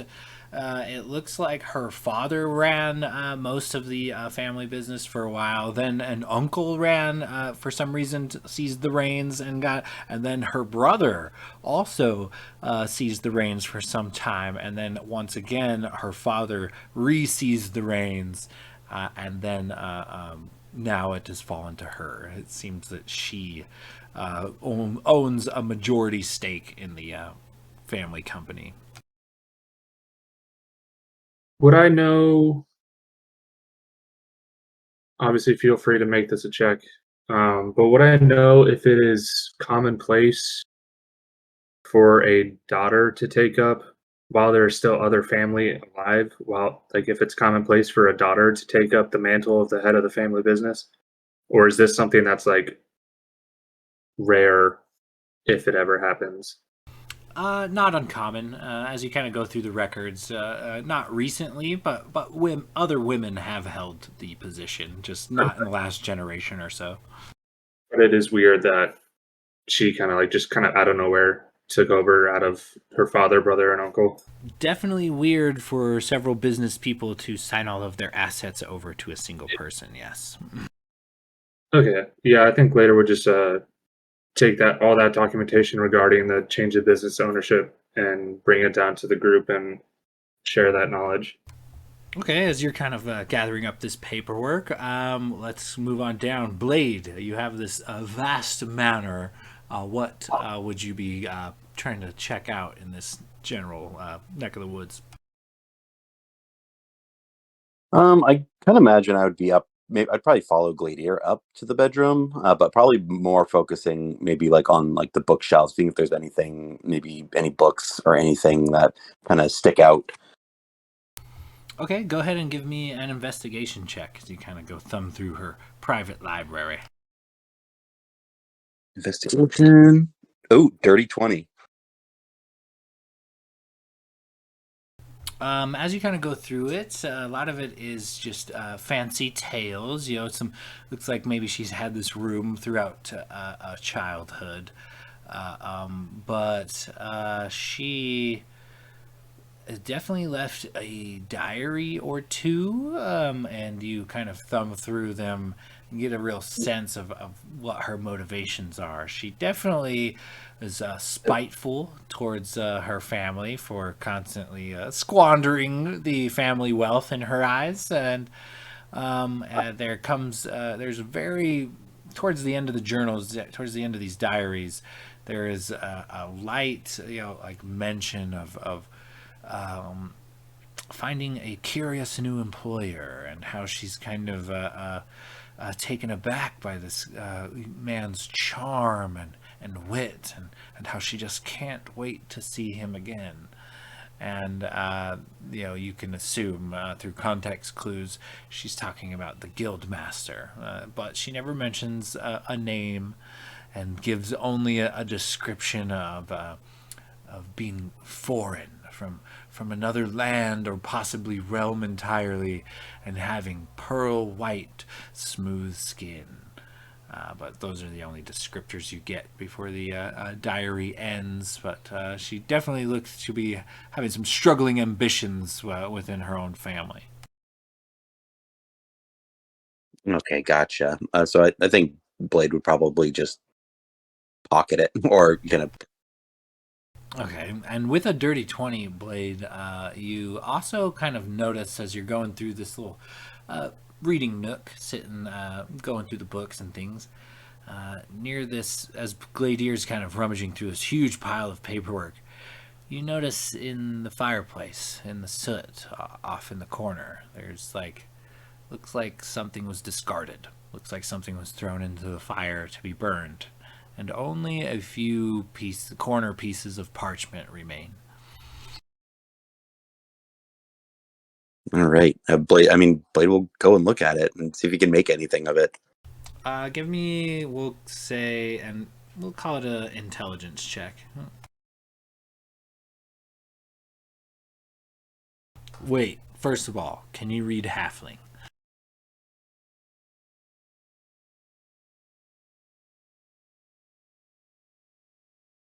Oh yeah, I'm pretty sure Blade can recap. I remember him and Renwick talking. Yeah. Okay. Yeah, he mentioned it with Ariel too. Okay, yeah, I figured. Okay, and that was intelligence. Yeah, we'll just call it like raw D20 plus your modifier. All right, so straight roll for me, I think.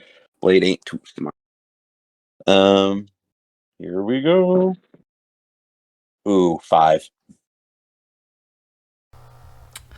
Unfortunately, Blade, you can't make heads or tails of there's a few smudged words, but for the most part, you just have like a corner or two of a burnt piece of paper.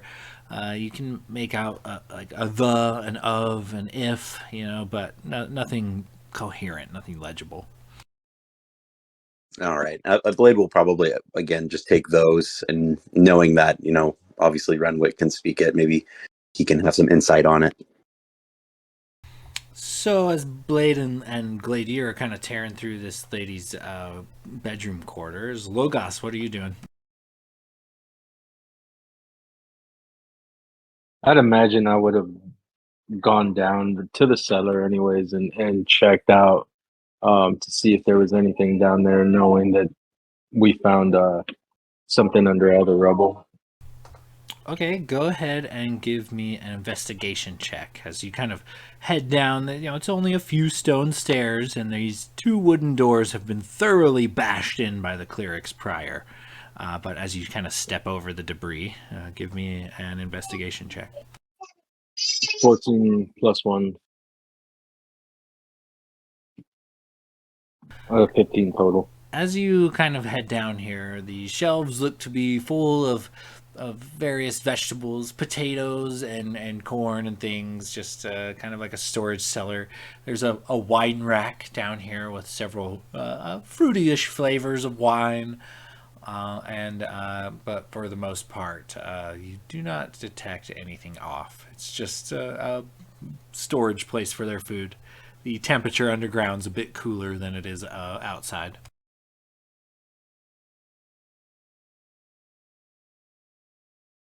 It being nice and dark down there and cool, Logan's gonna take a moment to enjoy it and and just head back up then if there's nothing down here. Okay, as you kind of come back up, let's go down. Locris, where do you think you'll be checking out? Oh, probably do the same thing I do every time. Pull out the wand to detect magic and just see what pops. Okay, so there's like a main hall, there's like a dining hall, there's several bedrooms upstairs. Where would you want to crack this wand off?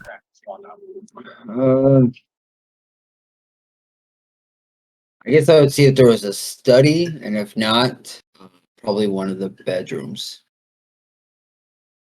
Okay, definitely there is like a small study, so if you would prefer to crack it off there. Yeah. Go ahead and give me an investigation check along with your magical wand, but you do find a ping in a drawer in a desk in this study.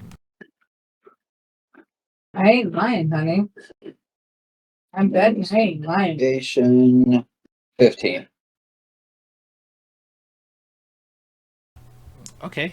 As you kind of look around, there's a bit of brandy in here. It looks like there's been a top-notch cleaning service through recently, but it's so clean, it's almost too clean. Like you assume that it's probably not been used in some time. That's how clean it is. Then I'll check out the ping I got. Okay, it's in a drawer, and as you open a drawer, Chris, I'm gonna assume a 20 hits. Yes. As you open a drawer, a needle with tied to a spring or fastened to a spring somehow pops out and pokes you. Give me a Constitution saving throw. Oh, yeah, super. Ooh. Good one. 21. My shirt even shit. As the little needle pokes you, you take a single point of damage and feel queasy, but just briefly as you kind of shake it off and you look down into this drawer. There is sitting in a snakeskin scabbard with a large, like emerald type jewel on the outside is a dagger that seems to be emanating this magical resonance.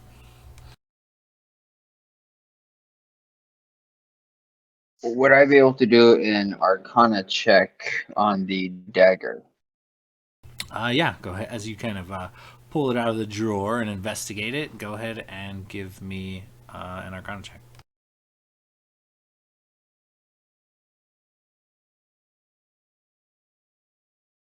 19. This appears to be an uncommon, magical item known as the Dagger of Venom.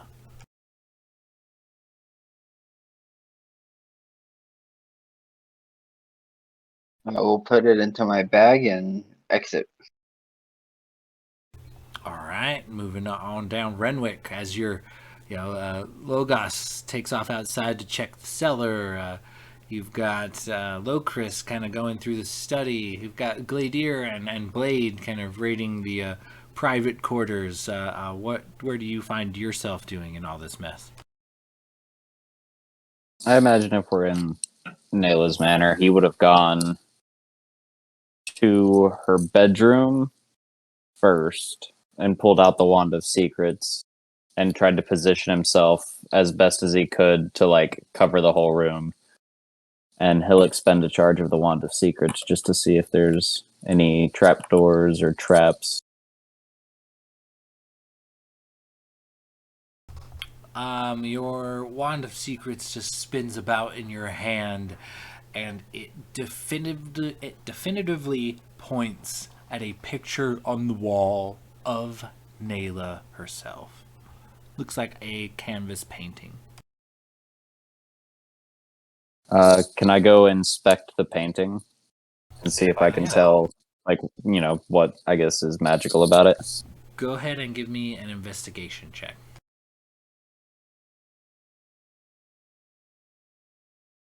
That is a 3. It is a painting. It's got a nice gold border around it, and the picture of Nayla seems to be of when she is younger. She's dressed all prim and proper and poised on like a very bougie looking cushion. It looks to be like a glam photo to hang in her room of herself. But aside from that, it seems like a normal painting. He'll call out to the party. I don't know if anybody's near, so he'll like yell out. Blade for somebody here. Blade and Gladier are in the same room as you for sure. Oh, okay, perfect. He'll just be like, "Hey, boys, the wand actually got a hit. There's something going on with this painting, but magic's not exactly my strong suit. Can either of you guys take a look? Could be the painting, could be something behind it, but I'm a bit out of my element here."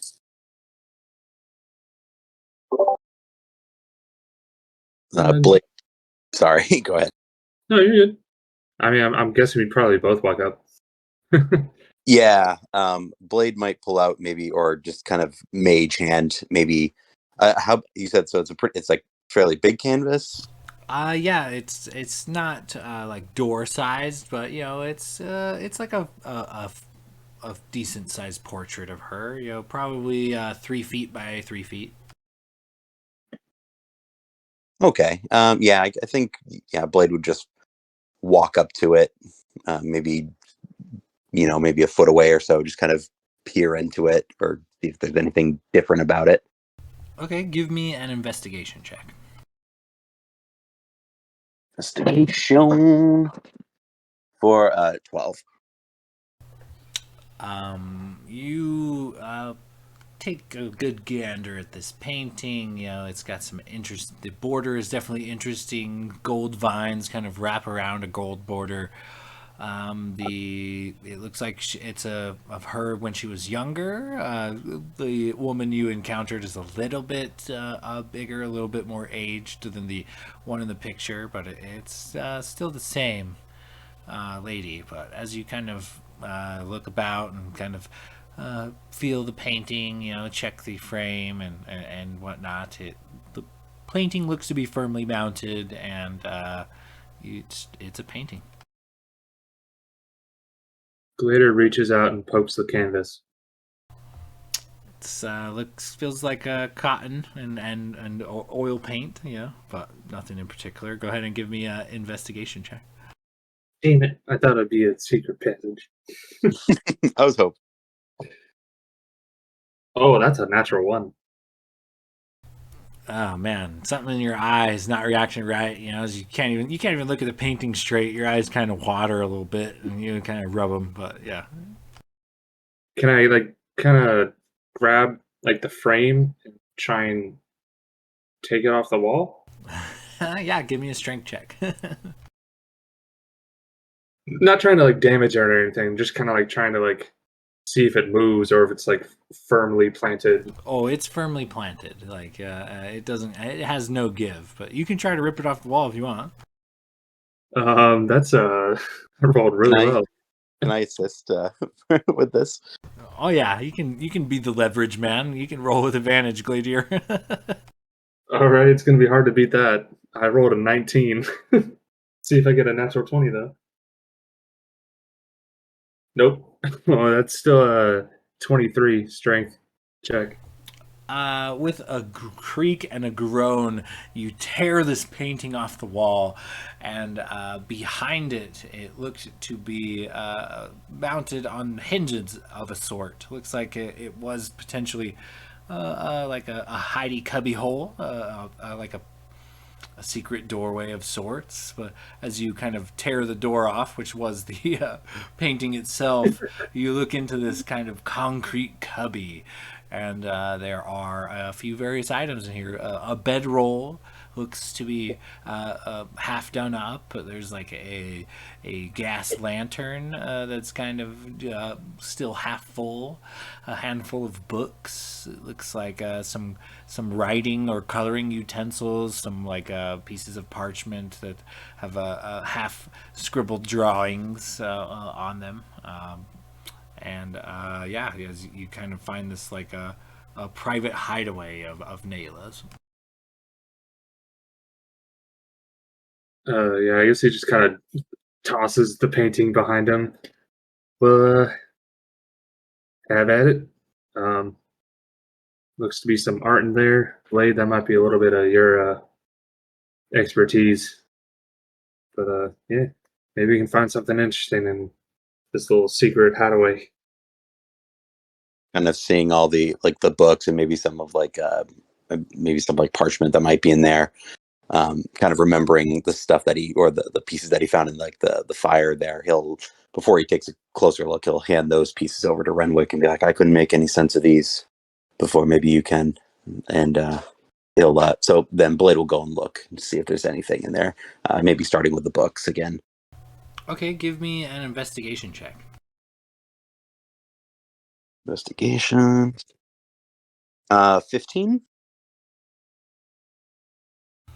As you're kind of going through them, you find pretty quickly that these are some childish-like drawings and a few more child books, you know, tales of wonder and things that you would read to kids, and it looks like a few more diaries. This is like young Nayla's diaries when she was adolescent, and she's got different hopes and desires and worries about not being accepted by her family or taken serious, but also is very hopeful about maybe attending an arcane university of some kind in the future.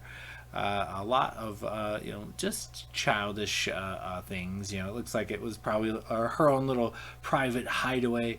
But as you kind of fumble around with all this stuff, you do come across what appears to be a pearl, a single pearl.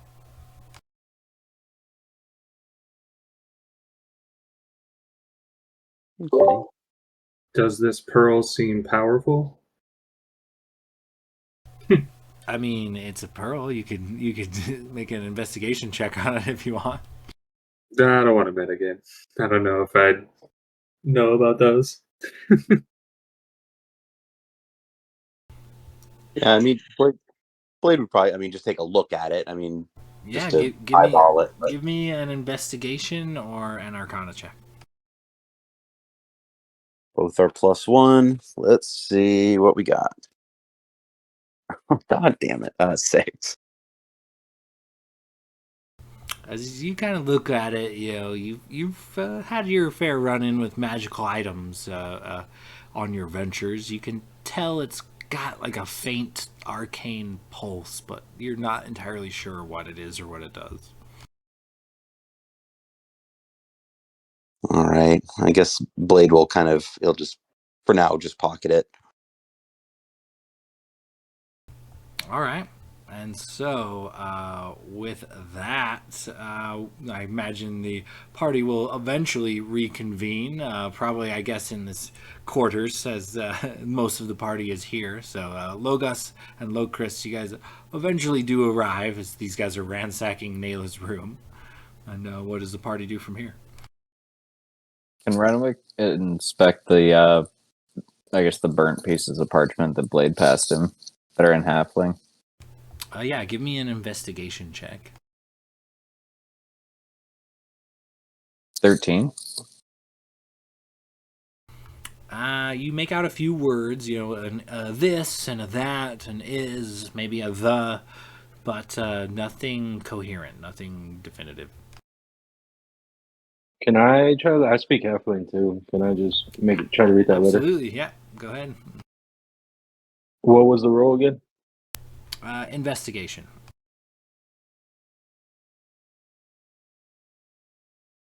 Oh, it's not good. 15 plus 1, 16. Same. You make out a few halfling words, but nothing coherent, nothing that forms a sentence or gives any clues. Do we think this letter might be important since she was clearly trying to burn it?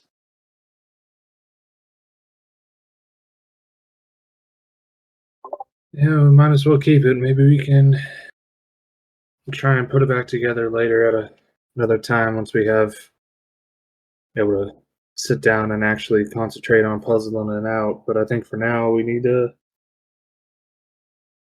formulate a plan. I mean, we know where Tilinara is. She's on the Wapit Isle, imprisoned by a general of fire giants. So I mean, feel free to come up with another plan, but I feel like our next step is to try and free her.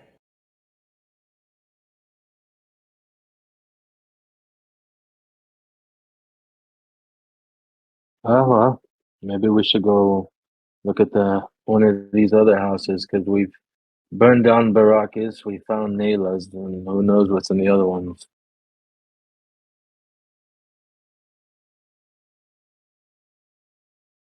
And also, if we knew this army was coming, perhaps we shouldn't have burned down the house. No telling what we lost in that fire.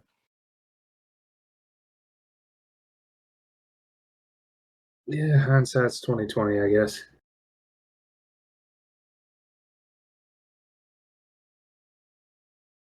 What are the clerics? Are they winding down, or are they still like getting all excited and Oh hooping? no, it's it's full rage mode. Like they have completely surrounded every house. They are going through every single room and every floor. But go ahead and give me a perception check as you kind of glance at these clerics.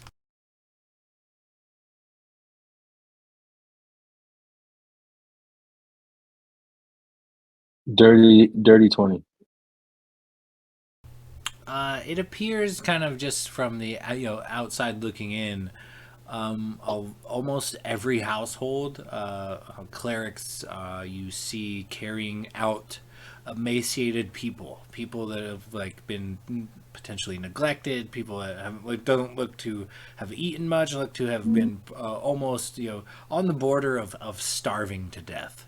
And these clerics are helping them out of the home. Some cases, carrying them out of these homes outright. And you notice that all of them seem to be, though they're dirty and tattered, they all seem to be dressed in very noble clothing, different garbs and things of the different houses. And some also, you notice, a handful of greys are also escorted out of these mansions. Mm. Do we think that they were gray when they went in there? You don't know. I was more asking the group. Maybe we should go try and talk to some of these finely dressed people, see if they know anything, heard anything.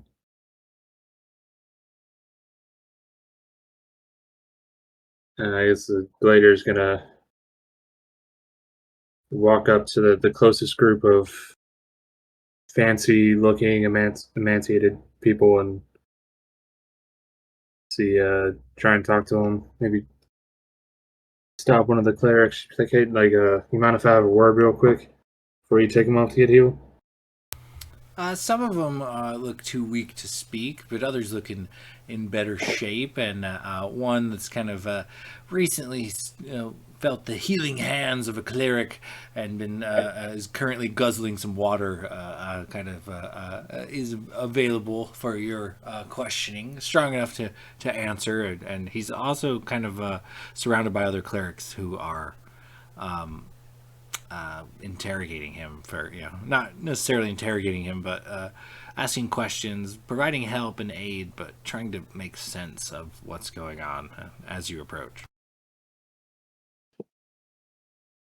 All right. I'm gonna pull out a.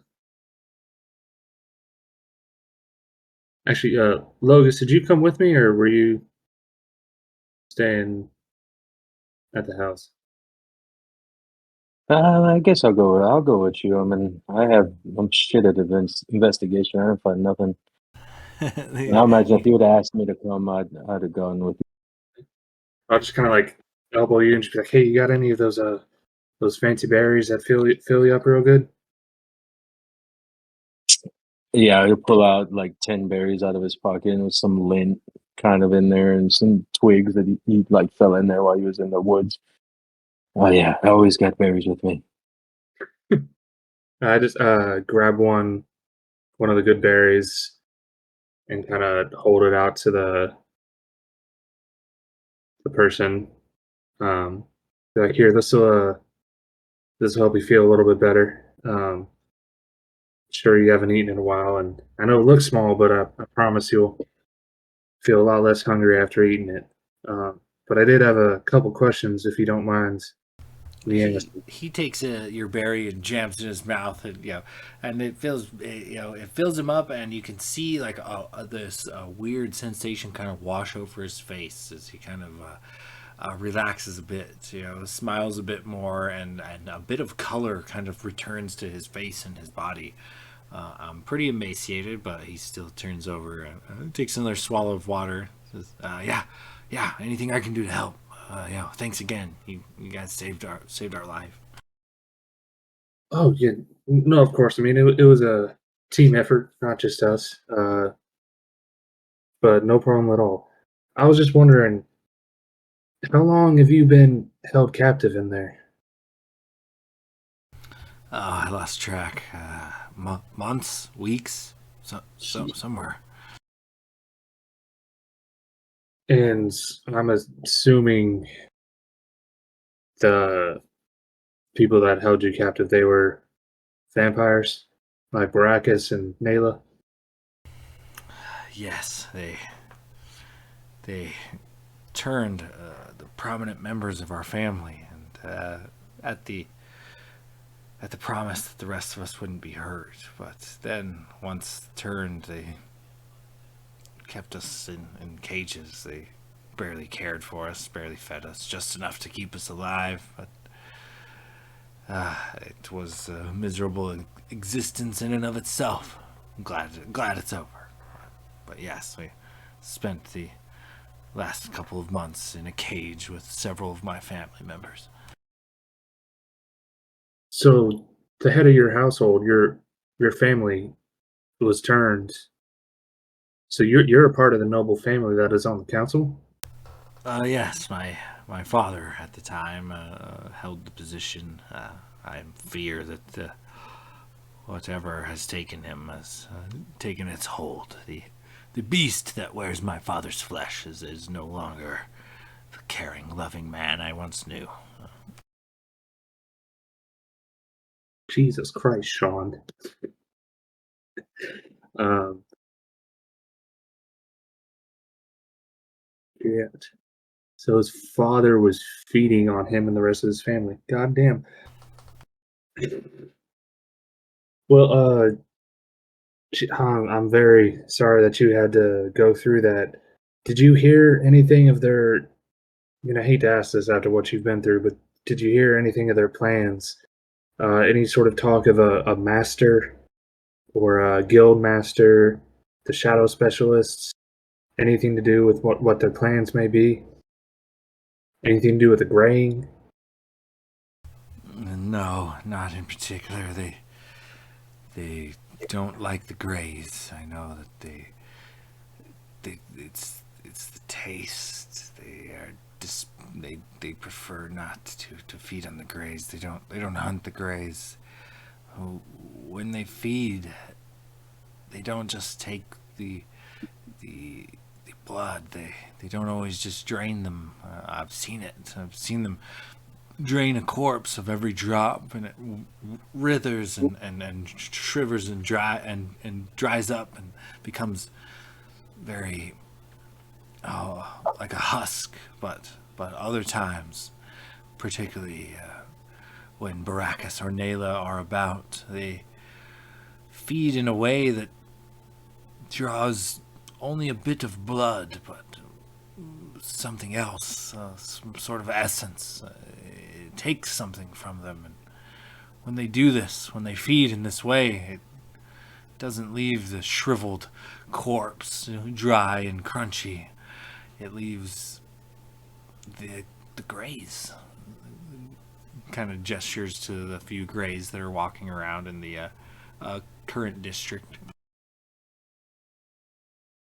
Wait, are you telling me that the Baracus and the rest of the council make the grays by feeding off of them? Yes, the grays are when the vampires feast not only on your blood but your memories, and when they have taken every last drop. That is the grays. They are not cursed or wounded. They are just lacking what they once had. All of their livelihood, all of their experiences, all of their thoughts and feelings gone, eaten by these beasts. There are thousands of grays. How many vampires are there that they can make that? I only know of Baracus and Nayla.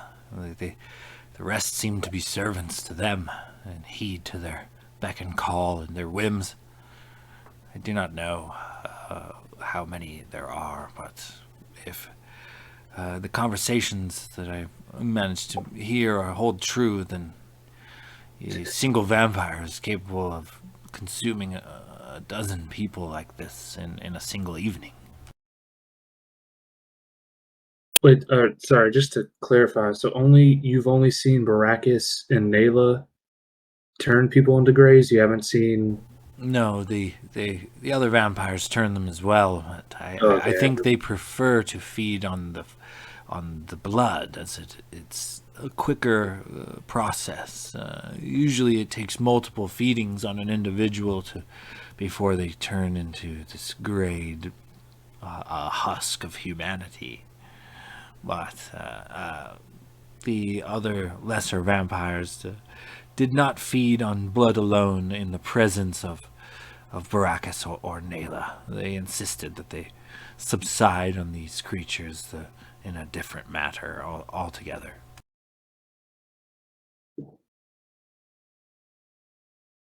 Well, that is truly disturbing, but we appreciate the information you've given us. And again, I'm very sorry for everything you've had to go through. I think that's all the questions I can think of for now.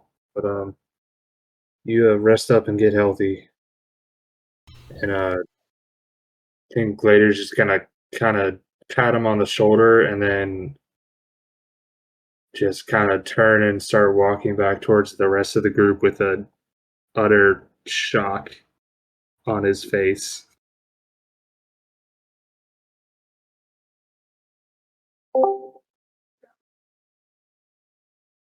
Yeah, you Lovis return is to the gonna group, and there's follow the him. there's the hustle and bustle of the the heavily armored clerics and paladins roaming about. But it seems like most of the rescuing and hunting about has taken place. It looks like now the clerics are going around, blessing large swaths of land or rooms and the manors themselves, trying to make sure that no evil could take seed in this area for at least the immediate time being after purging it.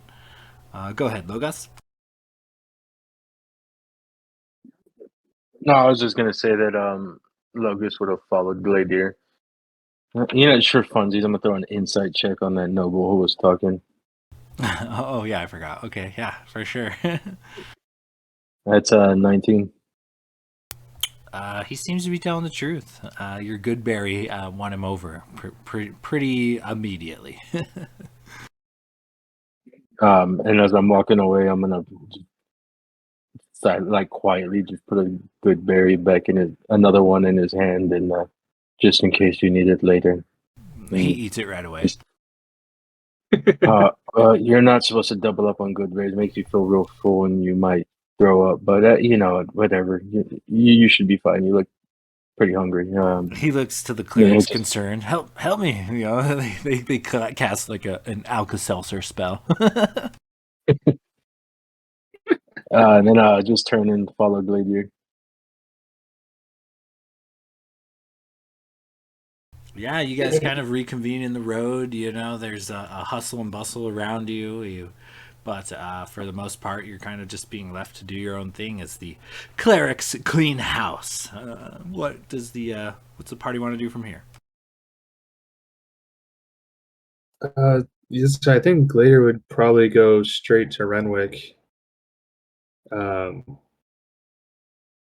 of kneel down, put his hand on his shoulder. Be like, all right, guys, got good news that's kind of intertwined with bad news. Well, we found the cause of the graying. The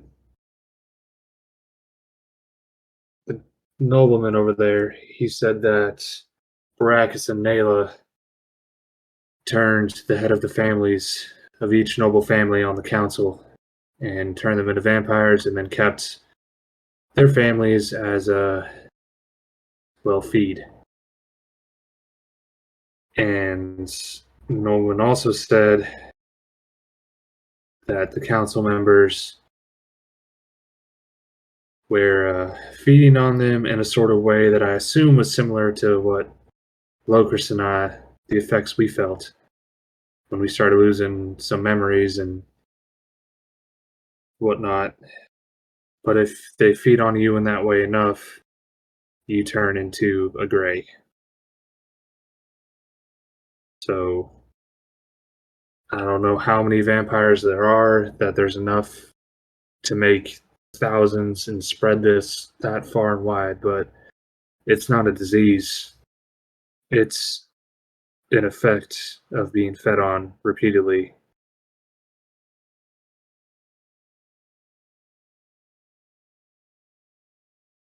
Well, that answers a few questions and raises quite a few more.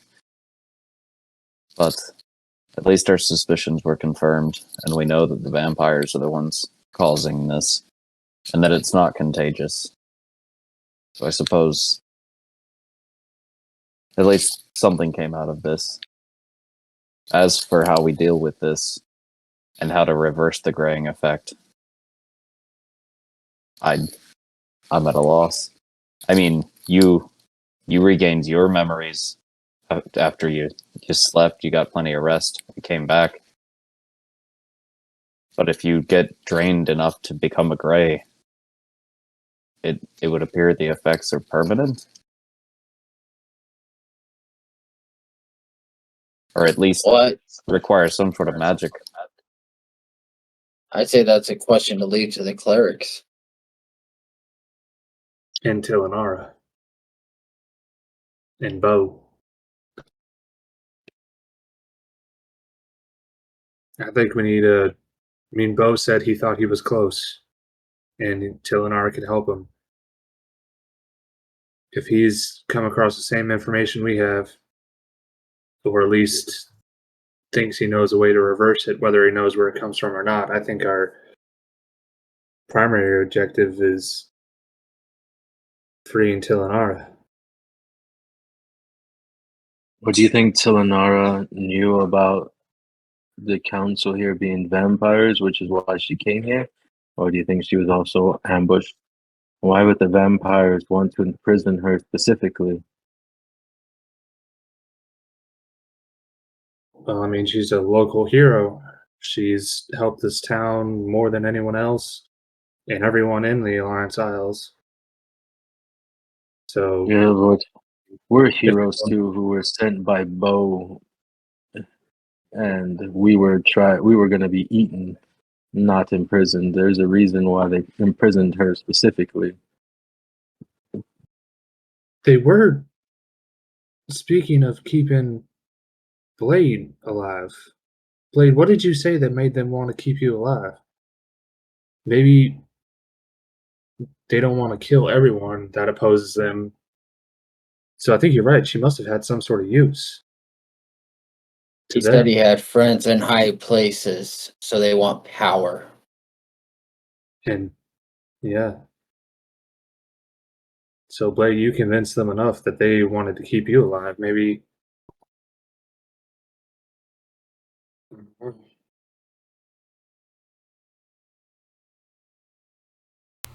As you guys are having this conversation, Locris, give me a history check.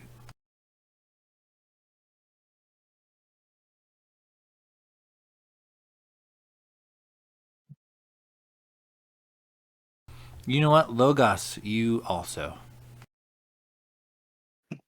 History is going to be 17. Yeah, history check, Logos. I rolled a 16 plus 1, 17 as well. Oh, weird. Okay. Well, from what you guys kind of recall, when you did a little bit of a delve into things you were curious about, Shadowfell in particularly, you can't recall where, but you're sure you read it in a book somewhere that the vampires, the vampiric nature of those vampires that are native to the plane of Shadowfell often feed on their victims this way.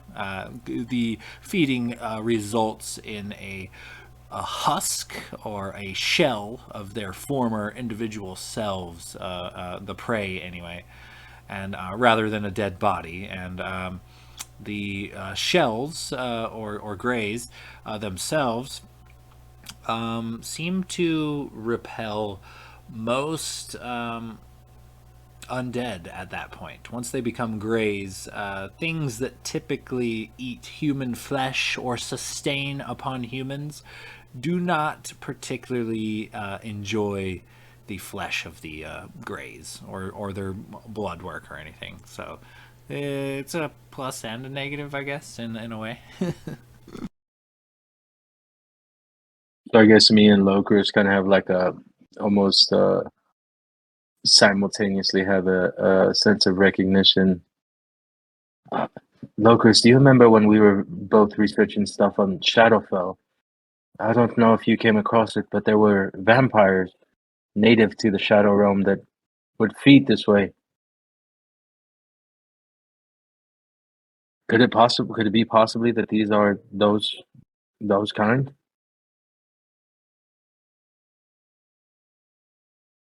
Well, I mean, it wouldn't be the first time we've heard of Well, it's definitely things crossing possible. planes.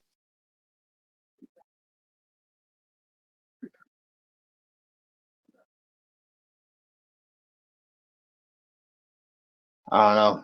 Maybe we'll have to look into the Shadowfell a little bit more. Try and find somebody with more knowledge to ask questions to.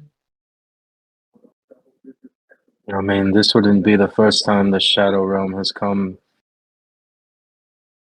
into play when it comes to us. With your patron being there, my father last being seen fighting a creature from there, and now potentially these vampires being from there.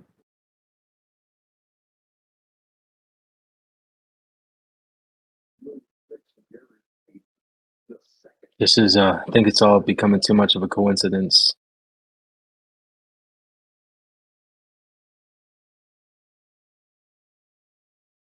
It is rather strange how this has all been connected in some way. It's like our paths were preordained to cross. That's almost if there's It's like we're in a story. and there's some kind of crazy But- madman behind it all, orchestrating everything. So how do you come into this, Blade? Everyone else is connected so far. You know, come to think of it, we actually don't know rather anything about you. Blade just Shit. like pop his collar and kind of look around. Now, Blade, I like you enough, but we've been betrayed a fair amount by a variety of people in a variety of places, and we most recently almost got eaten by vampires, so perhaps it's time you share a little bit about yourself. I mean, we've all said quite a bit. I think we need to get to know you a little bit. If anything, so that we know it's you if somebody tries to impersonate you, because right now they could tell us anything, and we'd kind of have to believe it. Well, you make a good point. But if you're looking for the real me, you'll find Archie.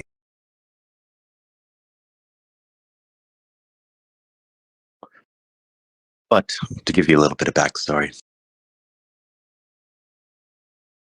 I'm just a bard from a little town of Turner. I'm just looking to make a little music along the way. Let's just say I'm a lot like Nayla. I didn't really get along with my parents too well. Had some issues. And I wish to not look or go back to that place.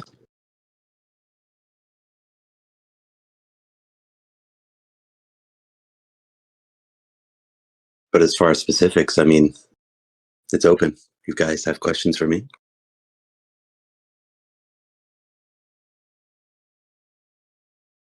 Weren't you looking for another bard when we met you back in Hotma?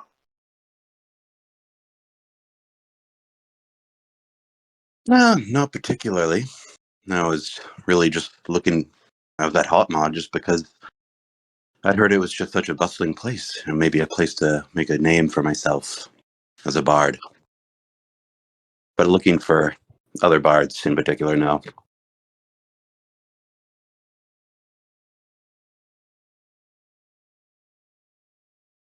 I know of a couple from my own hometown, but haven't come across them yet.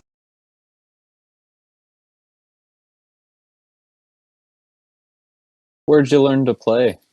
You're rather gifted in your musical talents. I'm surprised you didn't set up shop closer to home. Well, I learned pretty close to home.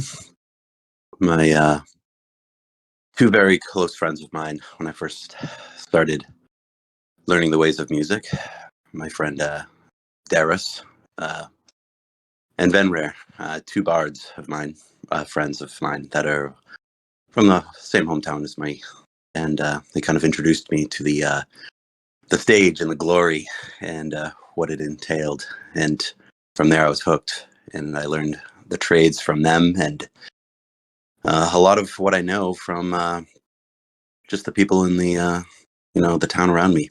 Just picked up a lot of traits from smugglers, pirates. Not your average bard.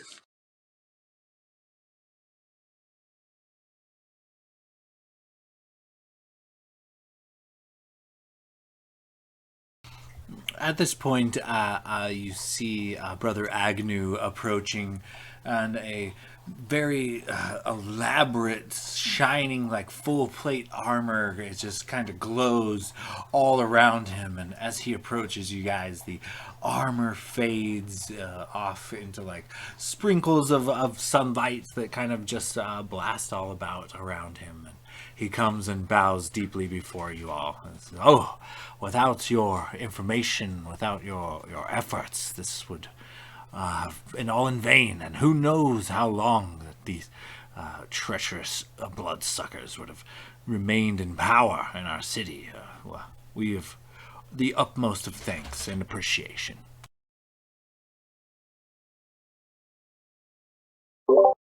Yes, of course. Always happy to help. I'm not sure if you've heard from your other clerics yet. We talked to one of the nobles. It appears that the vampires are the one creating the greys. This isn't a disease. It's not some sort of sickness. This is the unfortunate effect of being fed on repeatedly by a vampire of. Sorry, Logus and Locust. You said it was a Shadowfell.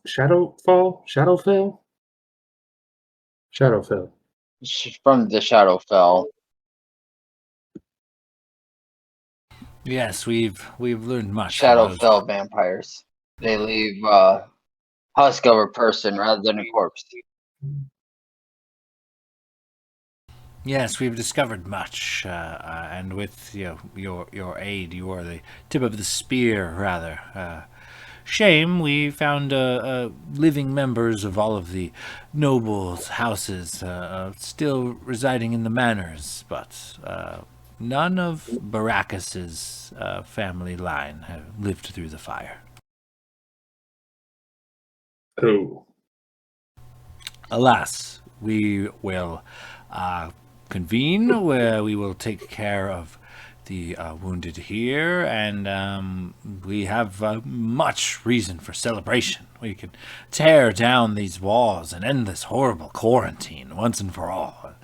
Now that we have the information we need and know that the Greys are essentially harmless, we could begin to rebuild anew. You've done a great service for all of our community, and we are indebted to you. Please, once celebrations commence, we will send for you.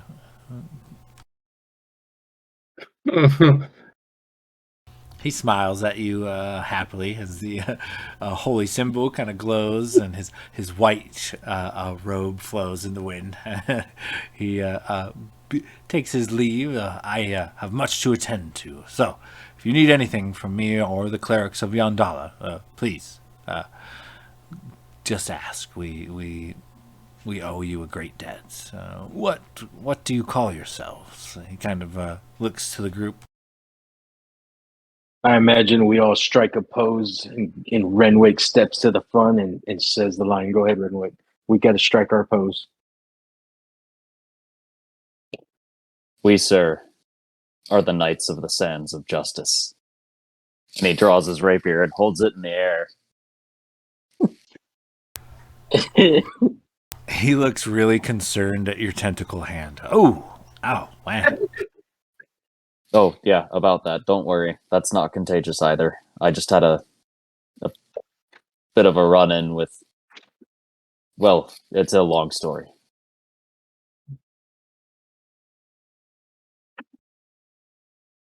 Ah, indeed. Well, I will be going about caring for these individuals. Please come by the temple after a bit when you've had time to recuperate. We'll at least have a bit of a celebration. We're going to tear down these quarantine walls immediately. I think, though, the rats and trash are all but unbearable. It is unsightly to spread such filth amongst Pelor's doorstep.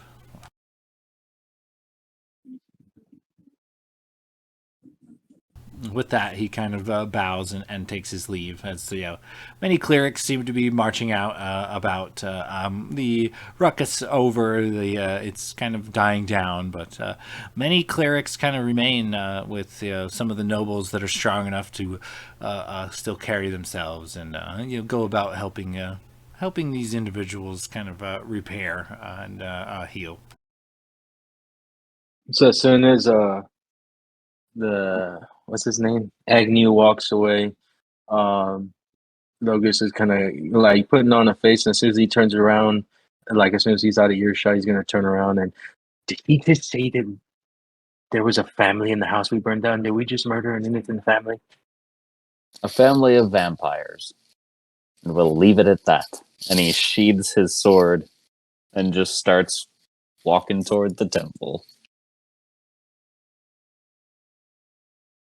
Oh God, we just none of the other families were vampires. Why would the captain say that? Doesn't make sense.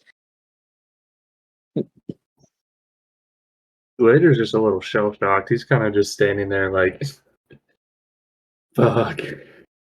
As you kind of recall going through the rummaging through the burnt remains of the manor, there was a steel coffin and an iron cage that were somewhere in the house with plenty of charred remains about them. Yeah, I remember the cage. Oh, no. Oh God, Gladier, what was in the cage? God damn it! Renwick is just walking away at this point, whistling to tune out the sound of them realizing what happened. He's just choosing not to think about it. And Gladiator's just gonna put his arm around Logus's shoulders and just kind of lead him, following Renwick, just silently. Maybe saying a prayer to Hor and Pelor, just everyone. All right. I'm gonna roll a con save to see how well I'm gonna handle it. Okay. Oh man, I rolled well. I got a 19 total. You have a tough exterior, but you know deep down you're brokenhearted.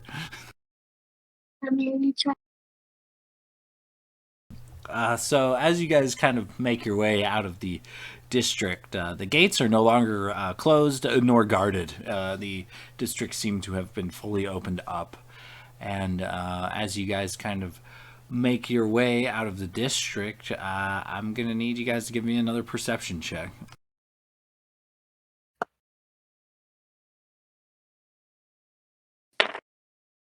$24 for Renwick. 25 for Logus. 17.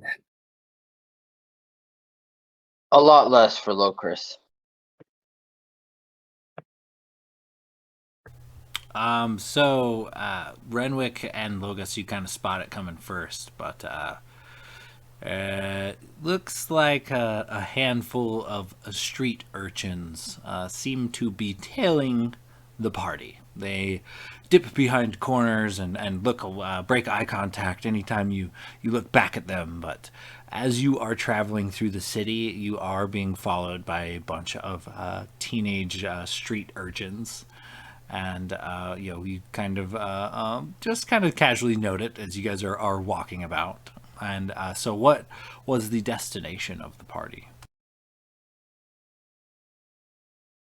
We were heading for the temple, but since I noticed this, if there's a time since I can hide behind like people or like medium creatures and things of that nature, is there a way that since these street urchins are tailing us that I could like stop when I turn around a corner and just wait for one of them and try to grab them as they are like trying to sneak up on us?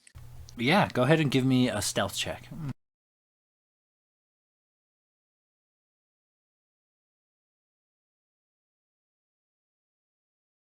I rolled dick, but that's still an 18. You kind of casually step to the side, and as they're kind of tailing you. Let me see here. I also rolled dick. So yeah, as you're kind of hiding in this alleyway, a few youngsters seem to be coming from the opposite direction as they approach your location. They do not seem to notice you taken cover by a bit of debris that's been discarded. A few rats dart here and there, but they seem to be having a hushed, whispered conversation as they peek out, looking in the direction that your party would be traveling. Renwick is going to rub his ring and communicate with Locris and inform him that we're being tailed by the street urchins and that I've managed to like set it up to where I'm going to catch one, and I could probably use his intimidation tactics to figure out why they're tailing us and if they have any information. Locris will stop walking and start to make it look like he's tying his shoe. Okay, yeah. And yeah, I mean, as they get close, I guess I will I'll just draw a dagger and I'll try to, like, as they walk past me, I'd like to slip behind them and just very casually hold a dagger against the small of their back and just be like, you and I are going to have a conversation, and kind of lead him away from the crowd. They both flinch, Oh, holy shit, dude. He throws his hands up. I don't have any money. I don't have any money. Is he going to let me, like, lead him? Oh, yeah. He fully submits. Okay, perfect. And I assume, I guess I will use the ring to hit Locris again and just be like, well, that was easy enough. I think you'll see me. I'm walking him to somewhere quiet. I'll backtrack. And did I see him with two urchins? Did they both follow him, or did just one go with him? You definitely look down an alleyway and see Renwick escorting one by knife point, but the other also has his hands in the air. But yeah, Renwick is currently escorting a couple of teenage street urchins a little farther down this dark alley. All right, you just walk up. What you got, Renwick? Well, it's not our first run-in with street urchins, but these two right here have been tailing us for a hot minute, and I figured that we might want to have a word with them as to why. And perhaps they've heard some whispers about town. Figured they might be worth some information. And, well, I mean, I know your policy on people who aren't useful to us. And he'll kind of wink at them. At that point, one kind of shoves the other forward, like, tell him. And he kind of sheepishly, he kind of looks to the ground and then back to you, back to the ground. He's like, well, I mean, you told us if we found something juicy, you'd maybe give us some more of those coins, right? That's still on the table, right? Kind of looks at you, Renwick. Well, that's certainly on the table. Not entirely sure why you would have been tailing us if you were technically just fulfilling a job we gave you. You should have probably just come up to us. So, if there's a reason why you were being sneaky about it, I suggest you let us know. Yeah, there is. But what if I know two things? Is that double the payment? Is that two additions to my pocket there, or is it just like, do you pay like per thing, or like how does this work exactly? It kind of gives you a casual eyeballs up and down. Well, since I'm holding the coin, I think it's going to depend on the content. Okay. The first bit of intel we know hit the underworld hard and fast. Anybody who's maybe not exactly on the side of, always the nobles or the clerics or even the guards. You get what I mean? There's a rumor around here that there's a big old fat bounty on you and your whole squad. Not the first one. He holds his It hand. really isn't. He holds his hand out expectingly. There's a lot of murderers and cutthroats that would love a good payday around here. It's just saying. Word on the street is somebody shady wants you dead, and this somebody shady happens to have deep pockets.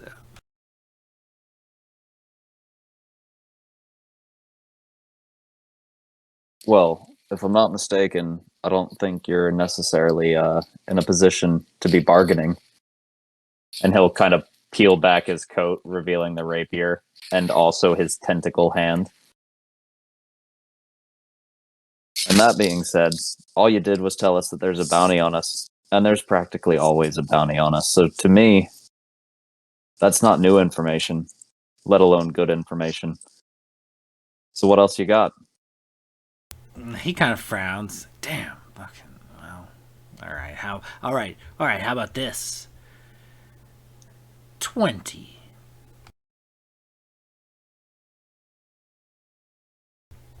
48. Let's hope not. 20. 20 sets of eyes that we know of being paid right now to watch your boat.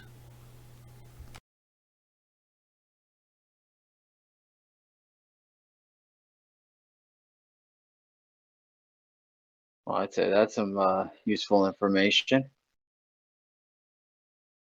That is actually rather useful. Now, what exactly do you have in mind in terms of coin there? I mean, you gave us a handful of those platinums last time, right? Same price, right? Right? He looks to the other kid, and the other kid like just nods like vigorously. Yeah.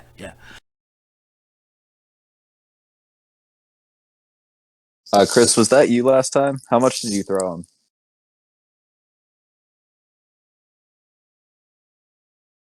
I don't think so. I thought that was you, Renwick. I think it was Was pretty it? sure it was you. Oh, Oh okay. yeah, you were the one that bribed him and told him to come to you with any more information. Oh, that is true. I'm thinking of a different occasion. Pardon me. I don't remember how much I gave them. So I'm just going to take out, we'll say, 12 platinum. I'm going to pass him 5 platinum each. And then I'm going to hold up the additional 2 coins and flip them to them. And just be like, the additional is for your discretion. And if you don't mind, if you could get me a list of those eyes on us, there's plenty more coin where that came from. Well, I mean, I don't know if I could do a list. That's who's looking and where. That's hard. That's hard to pinpoint. But I can tell you what they're looking for. Well, no, that might be useful. Well, or if you have it, who it is or how much they're offering. word on the street is not to engage.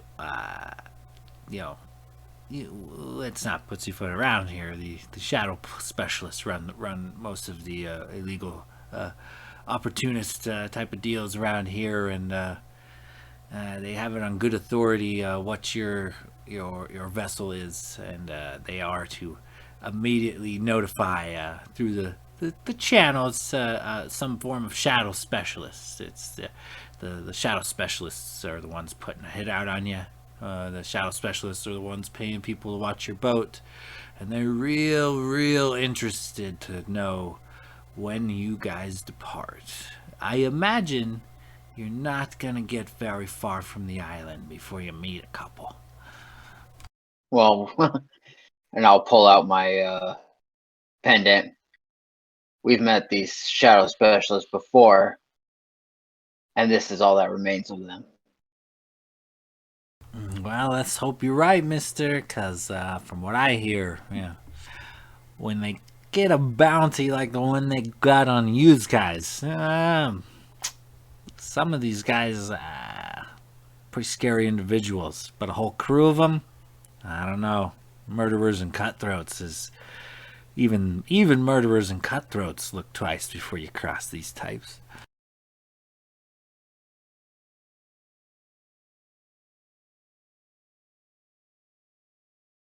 Does that warrant another bit of coin? I mean, you just said if I had more information that was useful, that you have more coin for me. I mean, you're being pretty generous, but hey, there's a lot of us out there.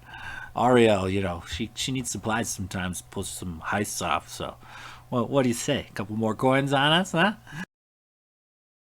I mean, you're talking to me like I don't know Ariel, and I know her well enough to know that she generates a fair amount of coin, so I don't think you're hurting that bad. But I do appreciate the information and your discretion. And I'll slide him another 10 platinum. Their eyes are like huge, and they kind of like, oh, all right then. We're gonna leave. We're gonna go. You guys have a good day and have fun with all the knives in the backs and things. It's it's a rough life. See you later. Yeah. And next time, come up and talk. Words get you ears. Sneaking gets you a knife. Noted. And they scamper off with their freshly gotten coin.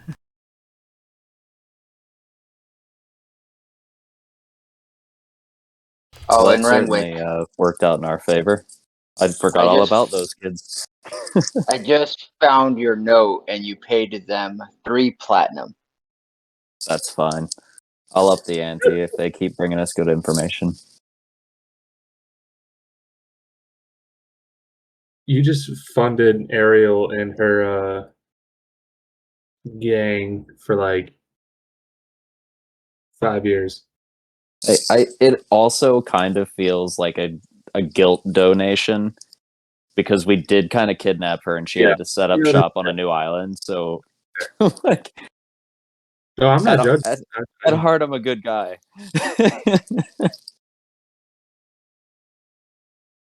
All right. Well, Slater's passive perception is jack shit. So he was just fucking this whole time that you guys stopped and were talking. He's just trucking along towards the temple. Didn't even notice if anyone stopped. Yeah, you're 100% gone. Because I dipped out. I kind of just faded away from the group to hide, and then I telepathically called out to Locris, who did not inform anybody when he left. I don't think so. Logos has a pretty good passive perception, and your stealth check didn't beat his passive. So he watched you guys take off, but I assume he continued to travel with the party, or maybe he stopped. I don't know. Slater's at the Taylor Temple right now looking around. I would have stopped Gladier. I'd have been like, Gladier, Renwick is doing something weird. Hold on.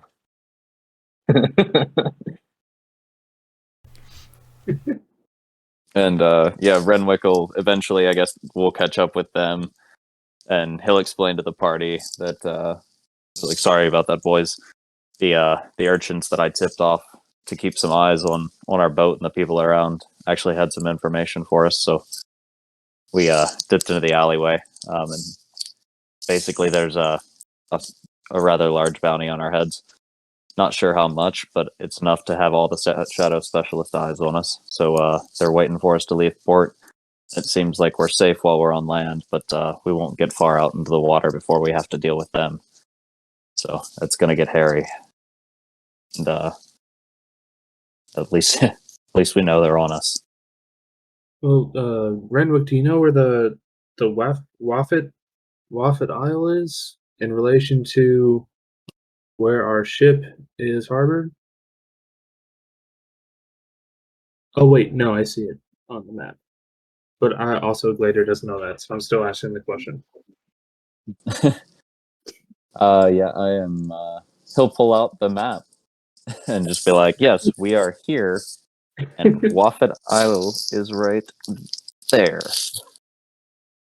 So we gotta probably at least 2 or 3 days. Yeah, I'm it'll guessing. take the better part of a week to get from where you guys are docked at like Southside Tuscargo.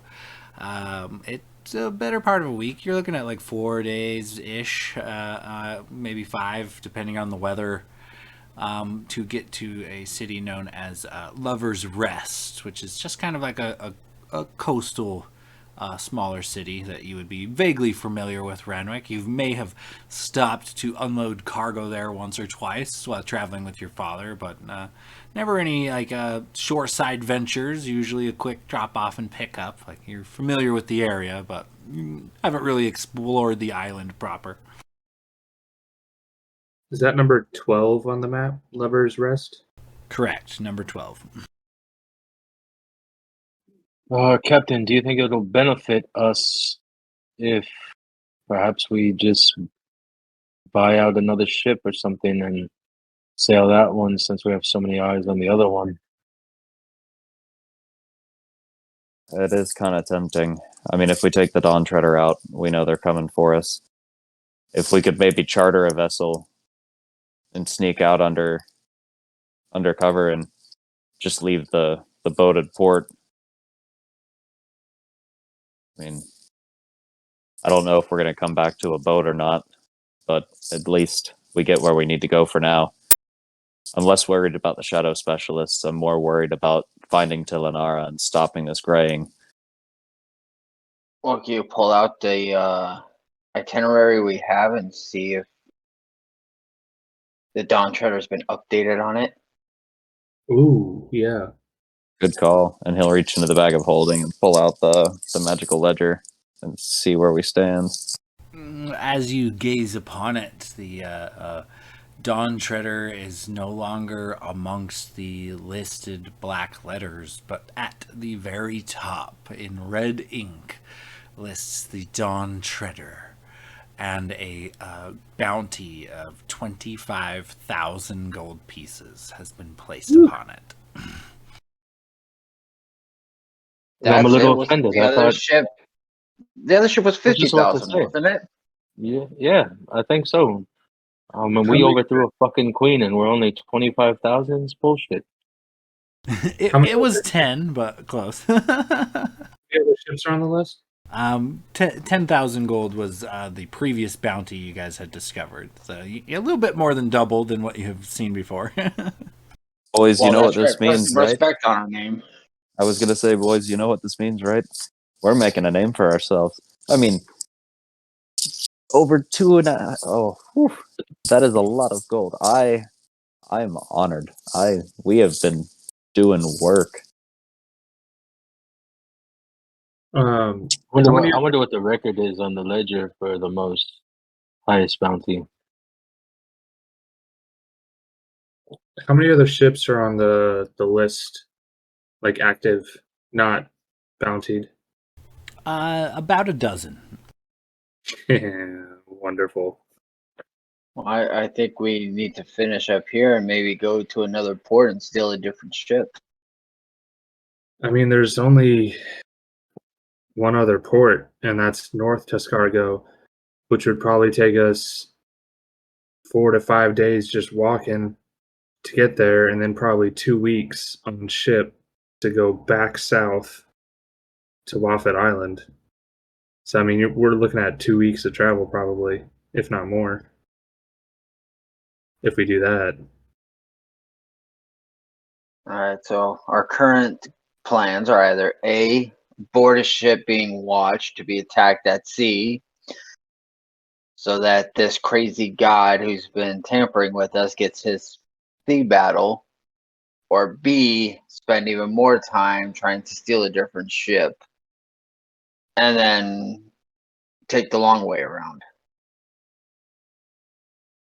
Or I like the idea of going back to South Tuscargo. Locris, you could possibly disguise self, go into town, charter a ship, and then the rest of Nope. us can. Nope. My disguised self, it doesn't work. Logis could, but we I have would. it now where I can disguise Yeah, and myself. also I'm not the most charismatic person if it comes to talking to people. Okay, well, I'm bored. Somewhat charismatic. Blade is. Oh, actually, no. That's a better idea. Blade, I give you my. I have a potion of disguise self, which lasts for an hour. I can give that to Blade. He can go in under a disguise, charter a ship. We sneak onto the ship in the dead of night, and then sneak off to Lover's Rest. I already forgot the name. But walk Lover's through. Rest, correct. Okay, yeah, we sneak off to Lover's Rest in the dead of night. Yeah, absolutely. And I mean, you could save your scroll because I've got an ability that allows me to disguise myself. Oh, there we go. Well, maybe I can come with you. I could use the potion, so you're not by yourself. You use your magic. I use the potion. We both go in, charter a ship, sneak everyone else in the dead of night, take off, and I don't know. I just feel like if we try and go north and then go south, we're gonna waste so much time, and a lot can happen in 2 weeks. We can Or also guarantee that the north ports are being watched as well. yeah, and But man, we just spent so much gold on reinforcing the Dawn Treader. It seems like a waste now. yeah, but if we take it out, we might waste all that gold by getting sunk in the middle of the ocean.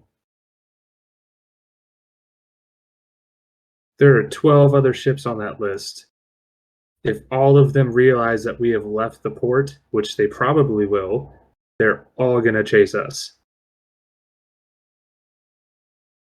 And it will be 1v12 in an ocean.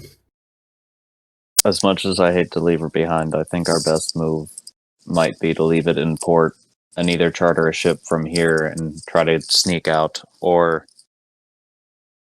we could try to head for a different port and just make our way from an entirely different spot, but it's going to add a lot of time to that journey.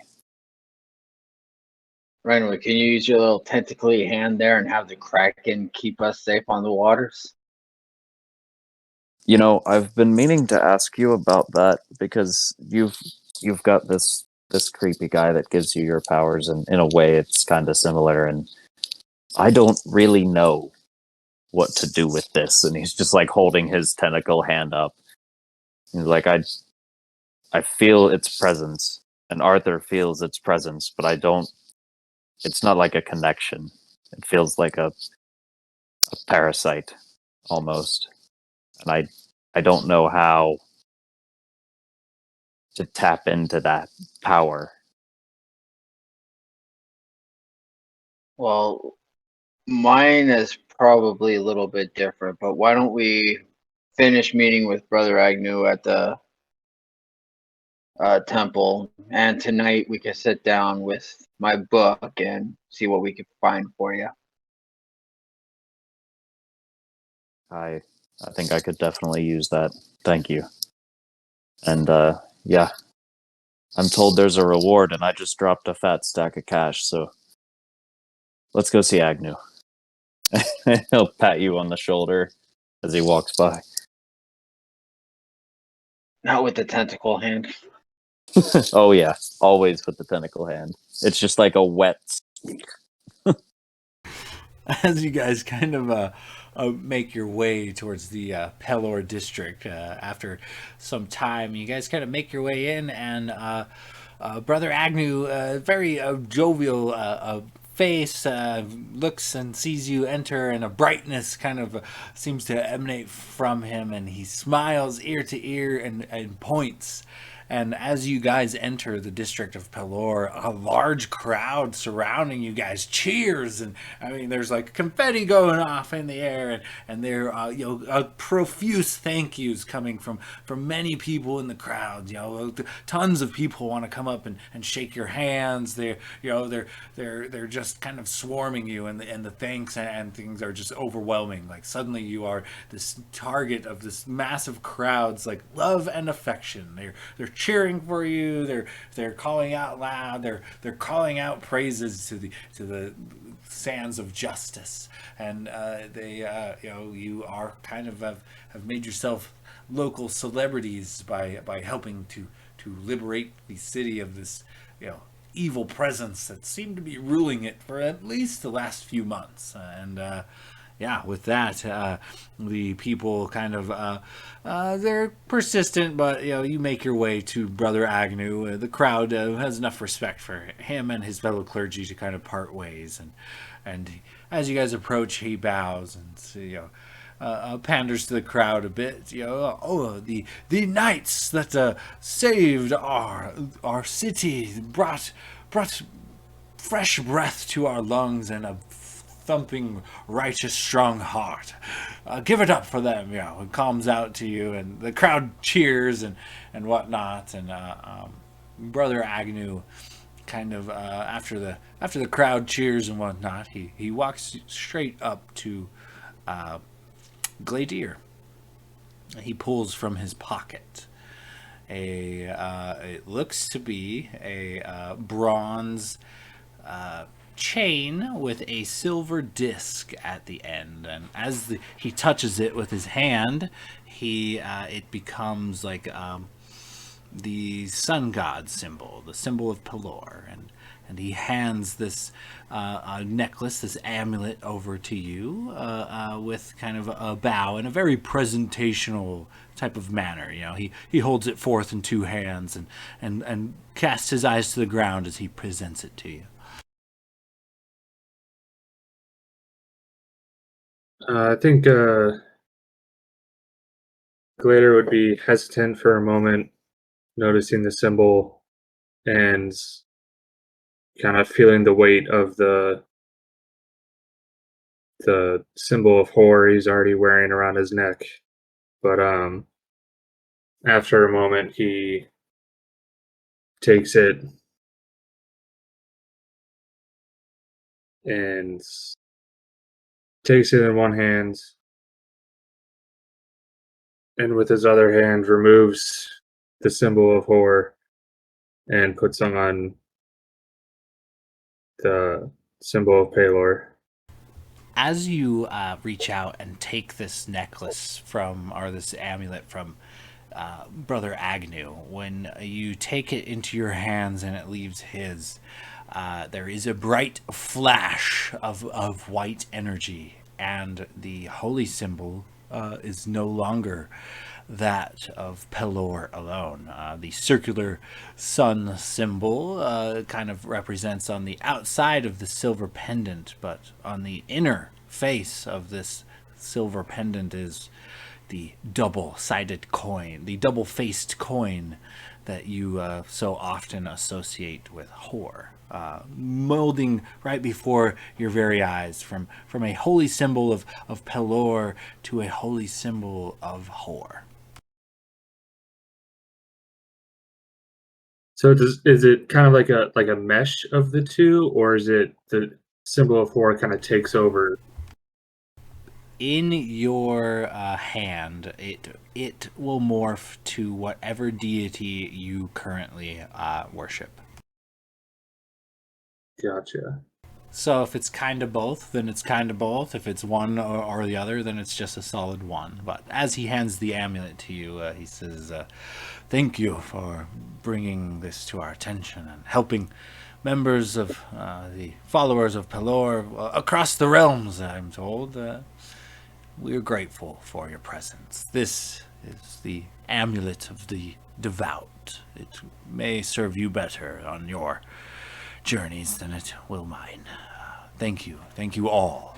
And with that, the celebration. And he claps his hands, and the crowd erupts around once more. And you notice several work crews at that time actively knock down a large portion of the quarantine walls. And that just erupts with more excitement through the crowd. It's electric, and there's cheering and hooing and hawing. And Brother Agnew kind of stands before you guys, appreciative and thankful for your help. If there's anything we can do, please say the word. I like to think that Logus is so used to like whenever we complete a mission that everyone gets a gift. So he's kind of like waiting expectantly, and then when Gladier just gets his chain and he's done, he's kind of like low crestfallen. Oh, Renwick's 100% the same way, especially because I dropped quite a few people in that battle, so I was feeling real good. And then it's like Gladiator gets this badass symbol moment, and I just look over at Logus, and my shoulders kind of drop. I'll go over to Renwick and be like, "Man, we literally killed almost all of them, and he gets the goddamn credit. This is bullshit, man." So you're the Seriously. captain. Did you see him? We practically had to carry him out of there. You and I, barely a scratch, dropping people left and right. It's like they heard an entirely different story. Gladiator, you're not perceptive enough to hear this conversation right now. You're right. Good for nothing, fucking Dragonborn do nothing but get hit and fall. You know what it is? It's because you and I aren't wearing symbols of gods. We're not holy men. It's a holy man thing. He definitely took a liking to Gladiator. That's favoritism, and I don't like that. And Gladier's not really holy to begin with. I mean, he's he renounced his flip-flops god. gods. He flip-flops gods. He never prays. And I mean, he's done some crazy shit. You know what's ironic, and I think this might be humor from the gods, is that coin right there. It seems to flip-flop based on his god because he can't make up his mind. Good for nothing, Dragonborn. That's just talking Gladiator. And we're just like throwing side glances at him the whole time. So all because we didn't get any kind of reward for doing the right thing. Gladiator, you look back at your friends from Brother Agnew, and you just get a smile and a thumbs up from Logus and Renwick. Yeah, you get a thumbs up from a tentacle hand. That turns into the middle finger when you turn around.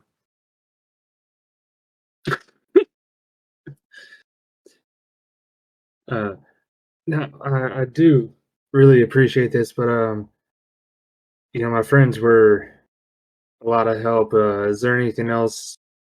I mean, I hate to, beggars can't be choosers here, but if there's anything else you can provide us that'll help us on our journey, we still need to go find the Talonor and that might be quite a fight we're looking for. So if there's anything else you might be able to possibly, some sort of boon or items or potions or something you can provide us with that might help us on our journey to help end this blight and Heroes Perch in the Alliance Isles. I do not know if we could provide monetary compensation or part with any other relics at this moment, but I perhaps could offer something that would interest you. Please, come with me. He journeys through the crowd of people a short distance and then enters the temple. Yeah, he'd probably turn around and wave for everyone to follow.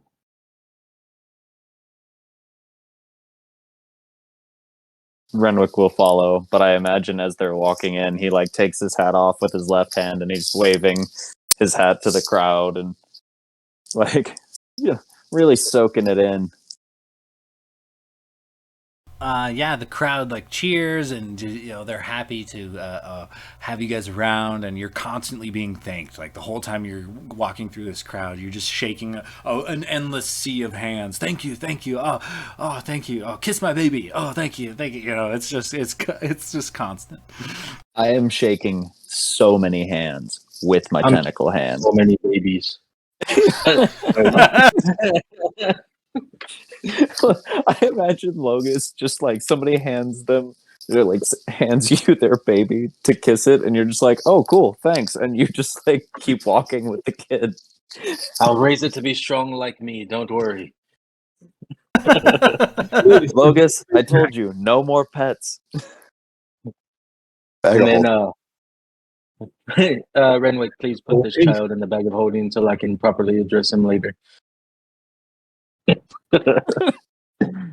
He will take the child and return it to the parent.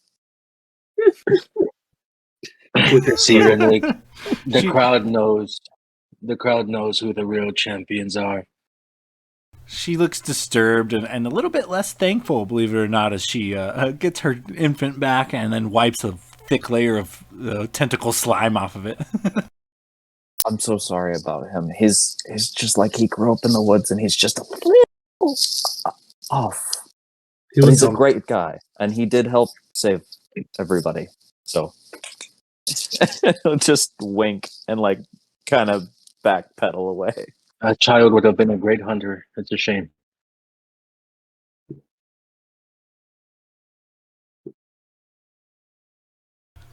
So, as you guys make your way through, you're returning the babies and whatnot, shaking hands through the crowd.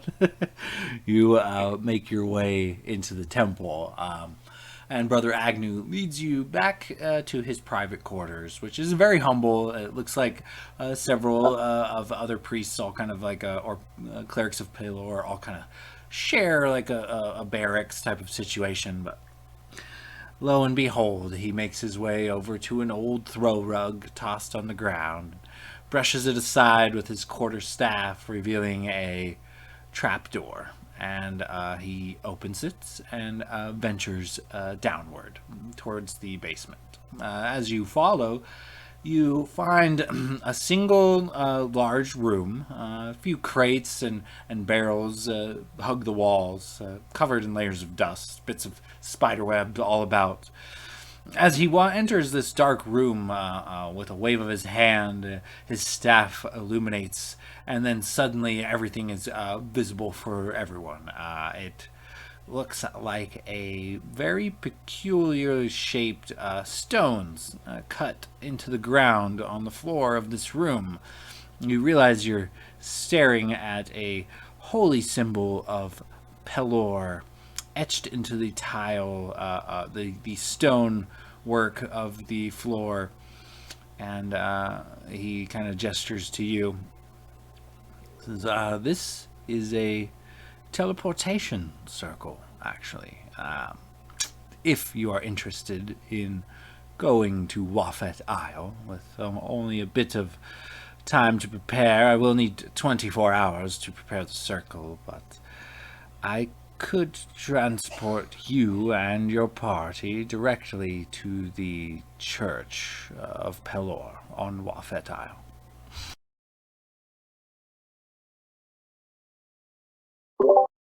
That would actually be extremely helpful because we just recently discovered that we have a very large bounty on our crew for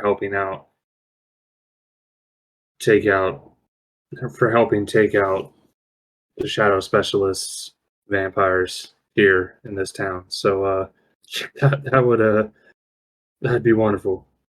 The council members that have been slain or are missing have been notoriously connected. So I figure it would be the least we could do if you'd like. Upon the tomorrow morn I will be able to send you and your party directly to the Church of Pelor with upon Wafet Isle, or you Hero's Perch, whichever you prefer.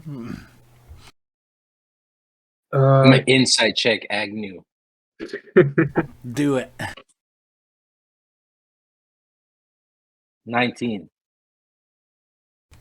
He's super wholesome, seems to be telling the truth, but you're not sure. He seems to have an affection for Gladier here for some reason. You're not sure why. So the whole Do time, we like, recall? Logos is just kind of squinting at him, like, how did the shadow specialist put the bounty on us in the first place? Just internal thoughts, just mistrusting everybody. Do we recall if there was like a lot of ships in the port at Heroes Perch? Go ahead and give me, we'll say, a history check.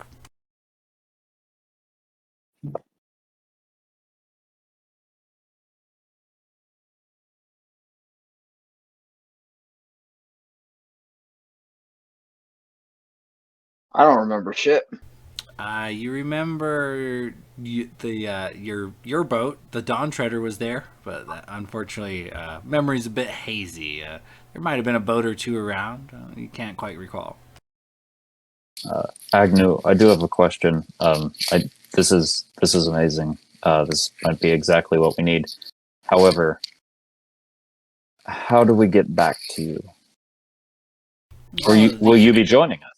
Oh, no. I have much to tend to here. With the city freshly liberated, we must adjourn with the nobles and see who is actually set to be running this city. For now, it is the High Priestess of Yondala and myself, but the necessities of the church to run an entire city is just too much.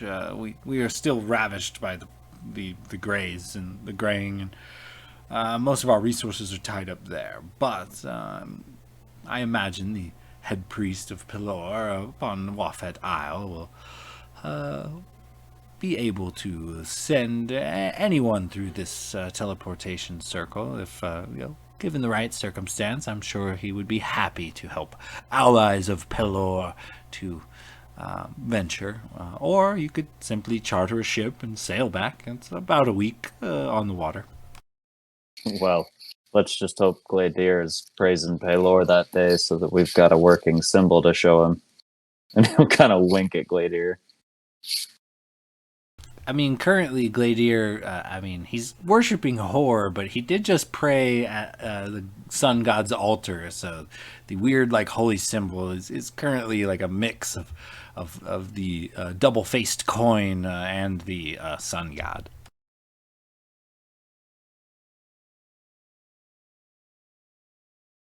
Well, Used. Technically, Hor and Pelor share the same domain of justice, so they do have a bit of a crossover. oh, that makes sense. I'm just going to keep raving him about his religion, because I'm a dick. Well, boys. Neutral good. I think we found our way to Waffet Isle without having to head out into open water. We've got a day to do what we need to do. I'm assuming, given how jubilant everybody is, we might want to swing back by the shops, grab some last minute supplies. We should check in on the boat one more time and check in on Arthur. And I say we head to Waffet Isle. Yeah, I should check on my donkey. Oh, god damn it. We keep forgetting about the donkey. He's been there for quite some time now.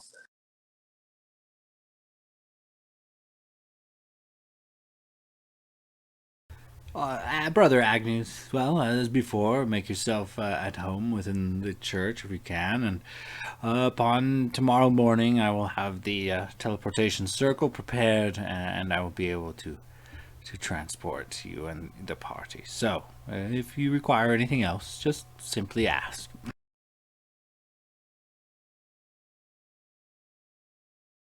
could I make a request? Just given everything that's happened in the last day, would you be able to supply us with perhaps some holy water or any other utensils that might come in handy for undead creatures like that? Not a bad thing to have on hand. Certainly, I'll have some prepared and ready for your journey tomorrow. Give me but a day, and I will see what I can dig up. Do you have Be very sticks? much appreciated. Logus is just going to kind of blurt out. Not currently, but some of the keen hunters in the city would likely provide a few or their services at the very least. Well, we could use sticks to make steaks. Is just my thought process. Especially, holy water vampire steak. Well, I can actually make holy water if you. I mean, it takes a little bit of time, but if I sit down and devote myself to it, I can cook us up a decent amount of holy water. I still need to get my 8 hours to get some rest, so I'm not exhausted. But I can make some vials if you give me some water. Logus would just kind of like elbow Renwick and roll his eyes. Here we go, goody two shoes over here. Renwick will lean in to be like, are you sure he's going to make holy water and not holy half and half? I mean, who's the holy water for, right? Can it be holy water if he doesn't even follow a certain god? Like,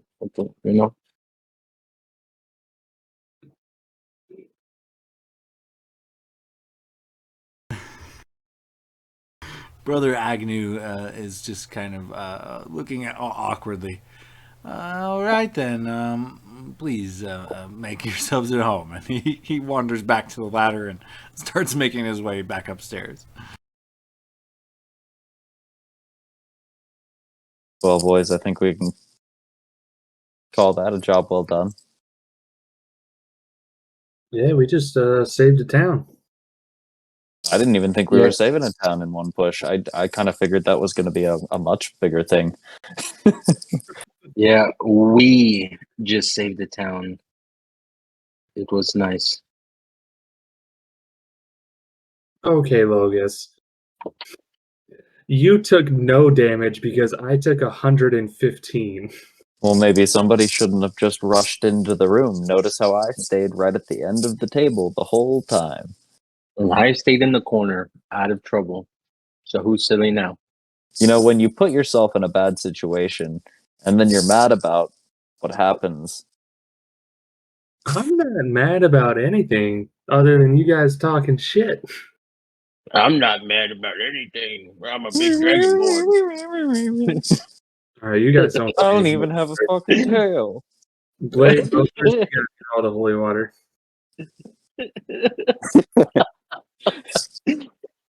Oh wait, Gladier. How many vampires did you kill? I think I got one. Oh, Renwick, how many did you kill? Like 5, 6? I think I got like 5. Yeah, somewhere in there. Oh, so you put yourself in a bad situation, and Renwick and I get you out, like always. This guy. All right, next time I'm gonna sit in the corner like you do, and then we'll see what happens. I'll still get behind you. I'm quicker than you are. Renwick's gonna walk over to Gladier and motion for Gladier to lean down so that he can whisper in his ear. I suppose I do that. And he's just gonna say, we love you, and we only make fun of you because we love you. And then you're gonna feel the tentacle hand come up on the opposite side of your face and stroke your face. And then he'll just kiss you on the cheek and walk away. Leaving a wet, mucusy slime all over your face. Yeah, Gladier, you're so disrespectful. I mean, first you get us in trouble with Teddy. Oh, no, wait, that was Renwick. But you did lose a horse. Oh, no, wait, that was Logus. At least my donkey's still tied up at the tavern. Blade, I'm gonna shoot your donkey next time I see it. Blade did nothing. You do not touch his donkey. I will not apologize for seeing the good in people. Blade has done nothing wrong. You do not speak poorly to him. And I will not apologize for trying to help you, whoever's horse it was, and ended up losing my own. Why are we arguing? Was it my own hubris that got in the way? Perhaps. But I was still trying to help. You know what? It's whatever. Why are we fighting? Can we just come up with a plan? I think we just all had to. It's like we haven't talked about any of this really. It's really been fast paced. So I think we all just needed a minute to vent our frustrations. Are we all good? I'm good. Because we just fought some fucking vampires. We need a little release. Well, in that case, Get your tentacles out of here. Nobody, I don't. I was gonna suggest shopping and bar, but Oh, that's different. Yeah, that's fine. I'm fine with that. but I mean, if you want the tentacles, he'll just kind of like wriggle them toward you. I think that's more Logos's pace. Look, Lady, I'm sorry. I just felt a little underappreciated because someone over there, I'm not going to say any names because he's been a big help, clearly has favoritism towards you. We didn't even get any reward. You got a dope ass necklace, you know? Just feeling a certain kind of way, a little frustrated, but it's all good. Would you feel better if I bought you all some ale? Logos will kind of look at Renwick and yeah, ale sounds great, buddy. I mean, it And does always truth be taste told- better when you're not the one paying for it. And truth be told, you are a valuable asset to this group. Well, thank you. I appreciate that. And everyone here is a valuable asset. I mean, none of us could do any of this by ourselves. You know, we all work together and we all have a role to fill and feel like we all fill it quite nicely. Renwick, don't be weird about that sentence. All right, you fucking Boy Scout. Let's go get an ale.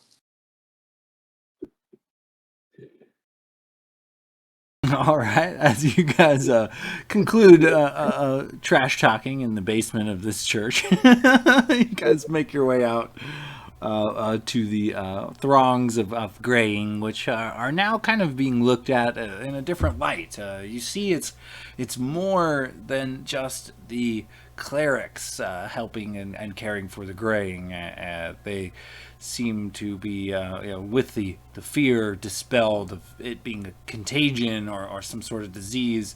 The community has kind of rallied together, at least in this district. You see that there's a lot less rats, and people are actually putting forth an effort to kind of clean up the garbage. And you notice several more sections of wall get torn down.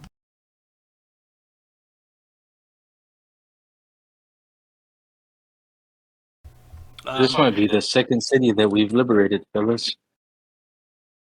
Yeah. City number 2. Yeah, we're we're mixing things up. That's Well, for sure. actually, it was one country in now this city. We kind of liberated a whole country, not just one city. God damn it, Blade. You're just when I was starting to like you again. You just gotta go and correct me. God damn it. Well, we're working on liberating this country as well.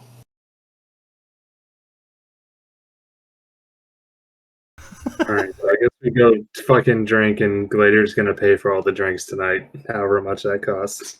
Okay, as you guys kind of make your way maybe back to the Topsy Turtle, the merchants district, everywhere you go, you're congratulated. You guys are like celebrities. People are eager to shake your hand and give you their thanks. And you guys notice the shift in demeanor towards the graying. A lot of people seem to be helping these kind of shells of their former self.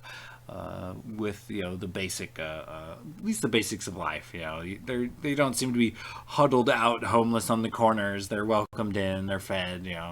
Slowly getting clothed and whatnot. It's kind of an impressive sight as you guys make your way towards the Topsy Turtle, you notice it's fairly full, fairly busy. Even midday at this point. Packed bar end to end, music, drinks, cheering, loud conversations, and the constant recognition of walking through the crowd and people kind of eagerly shaking your hands and things.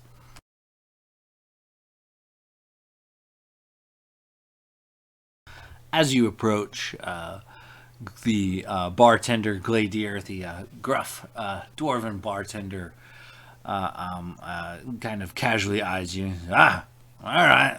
Local heroes drink free in this establishment. So, what are you having? He kind of grins and turns to you.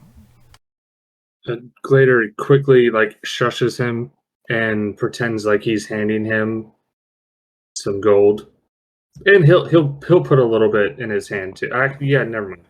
He doesn't pretend. He actually put some I don't know, 15 gold in his hand, and just don't tell my friends that we're drinking for free. Just take this gold and just keep the ales coming for me and my friends. He fills up a bunch of ales on a tray and hauls it over to a table, which you guys pretty much have your pick of the lot. People are so ingratiated to you for your local deeds that they are happy to clear out of wherever they're drinking to kind of provide you guys your own private table. So that being said, as you guys sit down, Gladier comes to the table, followed by the bartender with many rounds of ales.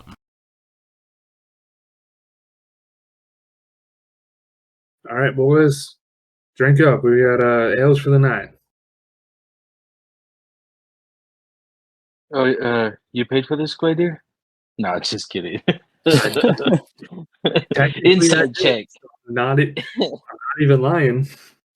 Renwick will take his coin purse and stick it next to his coin purse, as is tradition when out and about. Be like, well, now that that's safe, pick up his mug, and he'll raise it up and say, "To full hearts and full coin purses, boys." And to the sands of justice. We fuck up and do a lot of stupid shit, but somehow always do the right thing in the end. I'll drink to that.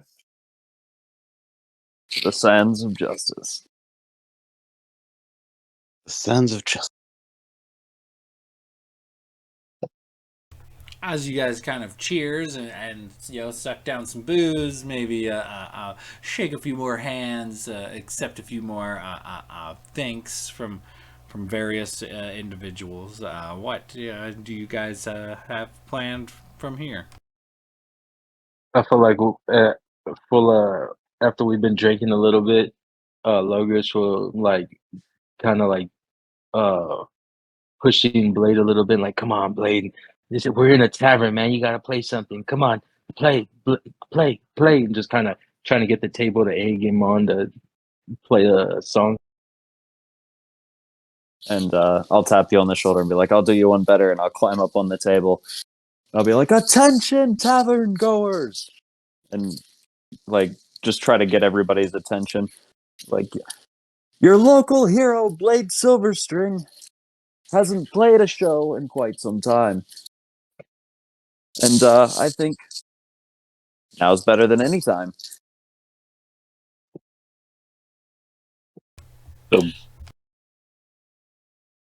Yeah, as you kind of call out, the crowd silences, and briefly, about 100 sets of eyeballs turn to Blade. Just as when I saw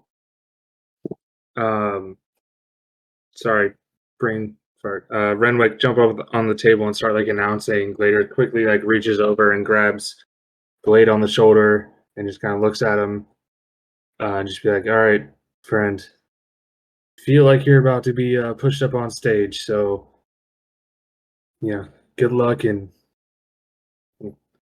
enthrall this crowd as you always do." and I'm gonna cast Fortune's Favor on Blade. Oh, what does that do? And He just gets essentially a luck point, so he can Ah, just re-roll one attack roll, ability check, or saving throw for the and I'm next also minute. Nervous is also gonna tap him on the shoulder and be like kind of smack him on the back, like, "Oh, come on, Blade, you got this, man. It's been so long since you've let loose, man. Tell our story." And I'm gonna slap him with some guidance. Yeah, Fortune's nice. Favor only lasts a minute, so like it's probably gonna only work on your first roll if the first roll is bad, but you got a luck point for a minute. Okay, some bolstering from your party there, Blade, and 100 sets of eyes turn to you. What do you do at this point? It just says no. It just refuses. Has anyone checked on my donkey?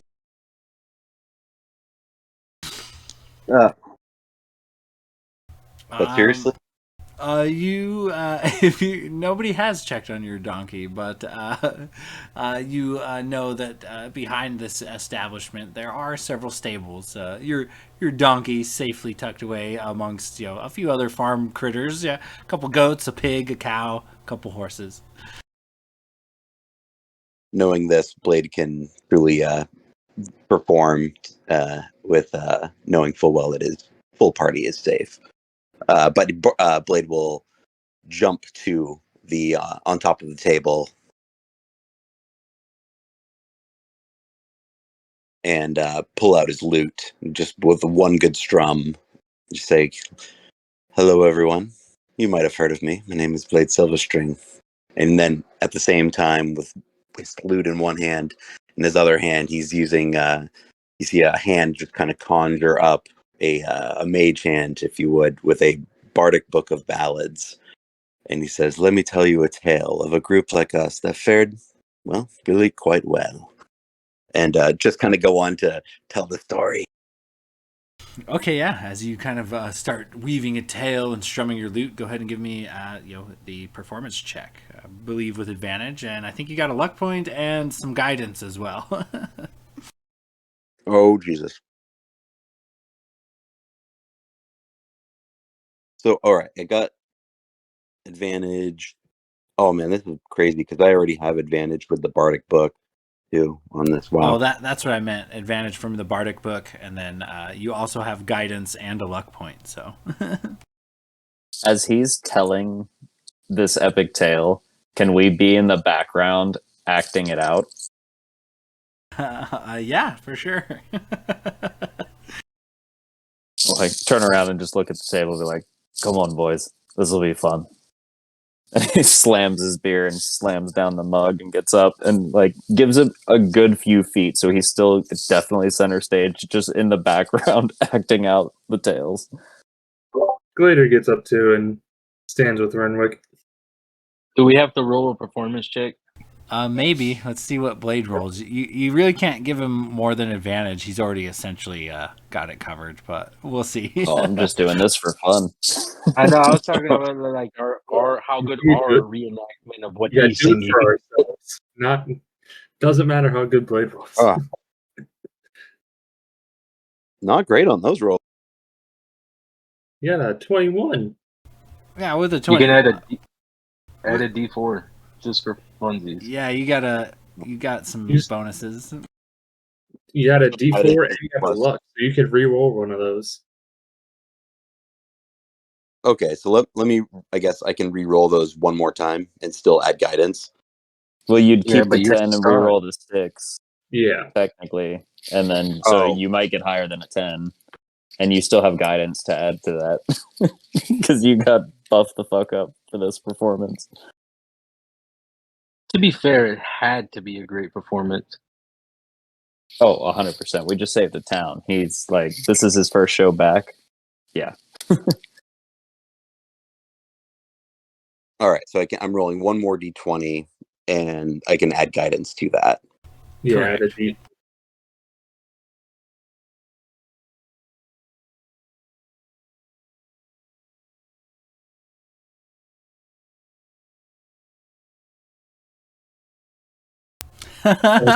Roll? Are you kidding? That is hysterical. So But it would add a be D4. 25. Yeah, add a D4 to that, I think.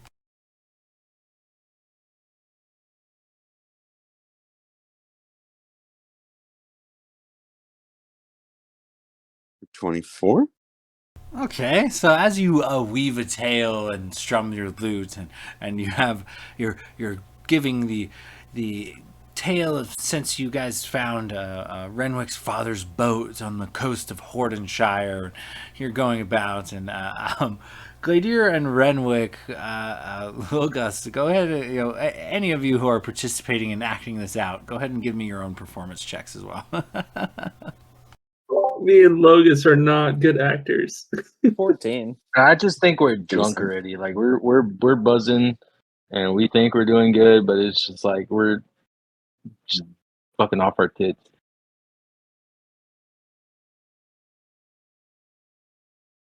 Meanwhile, Locris and I are over there having some like epic duels. As Wait, my performance was as great. as Blade kind of rolls over this tale to regaling your guys' adventures, as soon as he talk of like the Kraken comes out and your guys' escapades there and when Renwick shows his hand to the crowd, it gets a gasp, a visible oh, a bunch of murmured whispers, and Locris as well. Once talking about some of the battle scenes and the different eldritch blasts and things, Locris produces his unique Morningstar mace and clicks its feature, turning it from a metal ball to a spiky metal ball and then back again, which gets some curious wonders and oohs and ahs from the crowd as well. And as Blade begins this tale and starts weaving through it, the coins start to add up. Several patrons manage to donate, tossing coins at your guys' feet.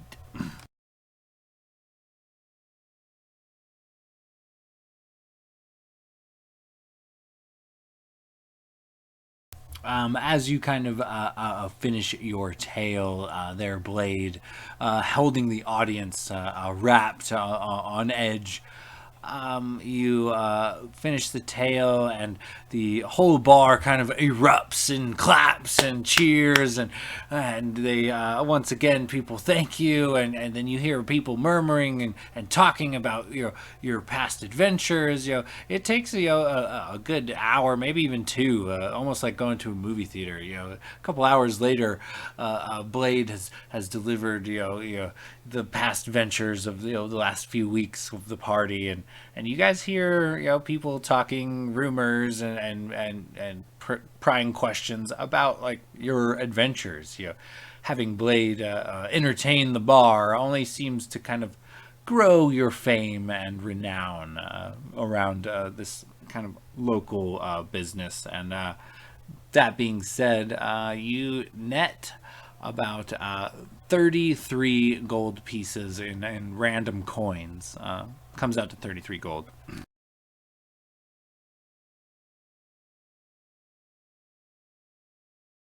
Awesome. Yeah, and so as Blade kind of finishes up this tale of your guys' more recent exploits, I think that is probably a good spot to end the session, fellas.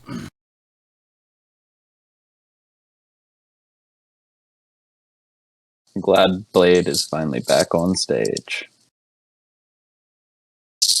For like every session should end with a Blade ballad. Yeah, if we could ever actually get something done in one session. I think just like when we know the session is ruined towards the end, we need to just break out into song and dance with Blade, even like in the middle of a fight or whatever.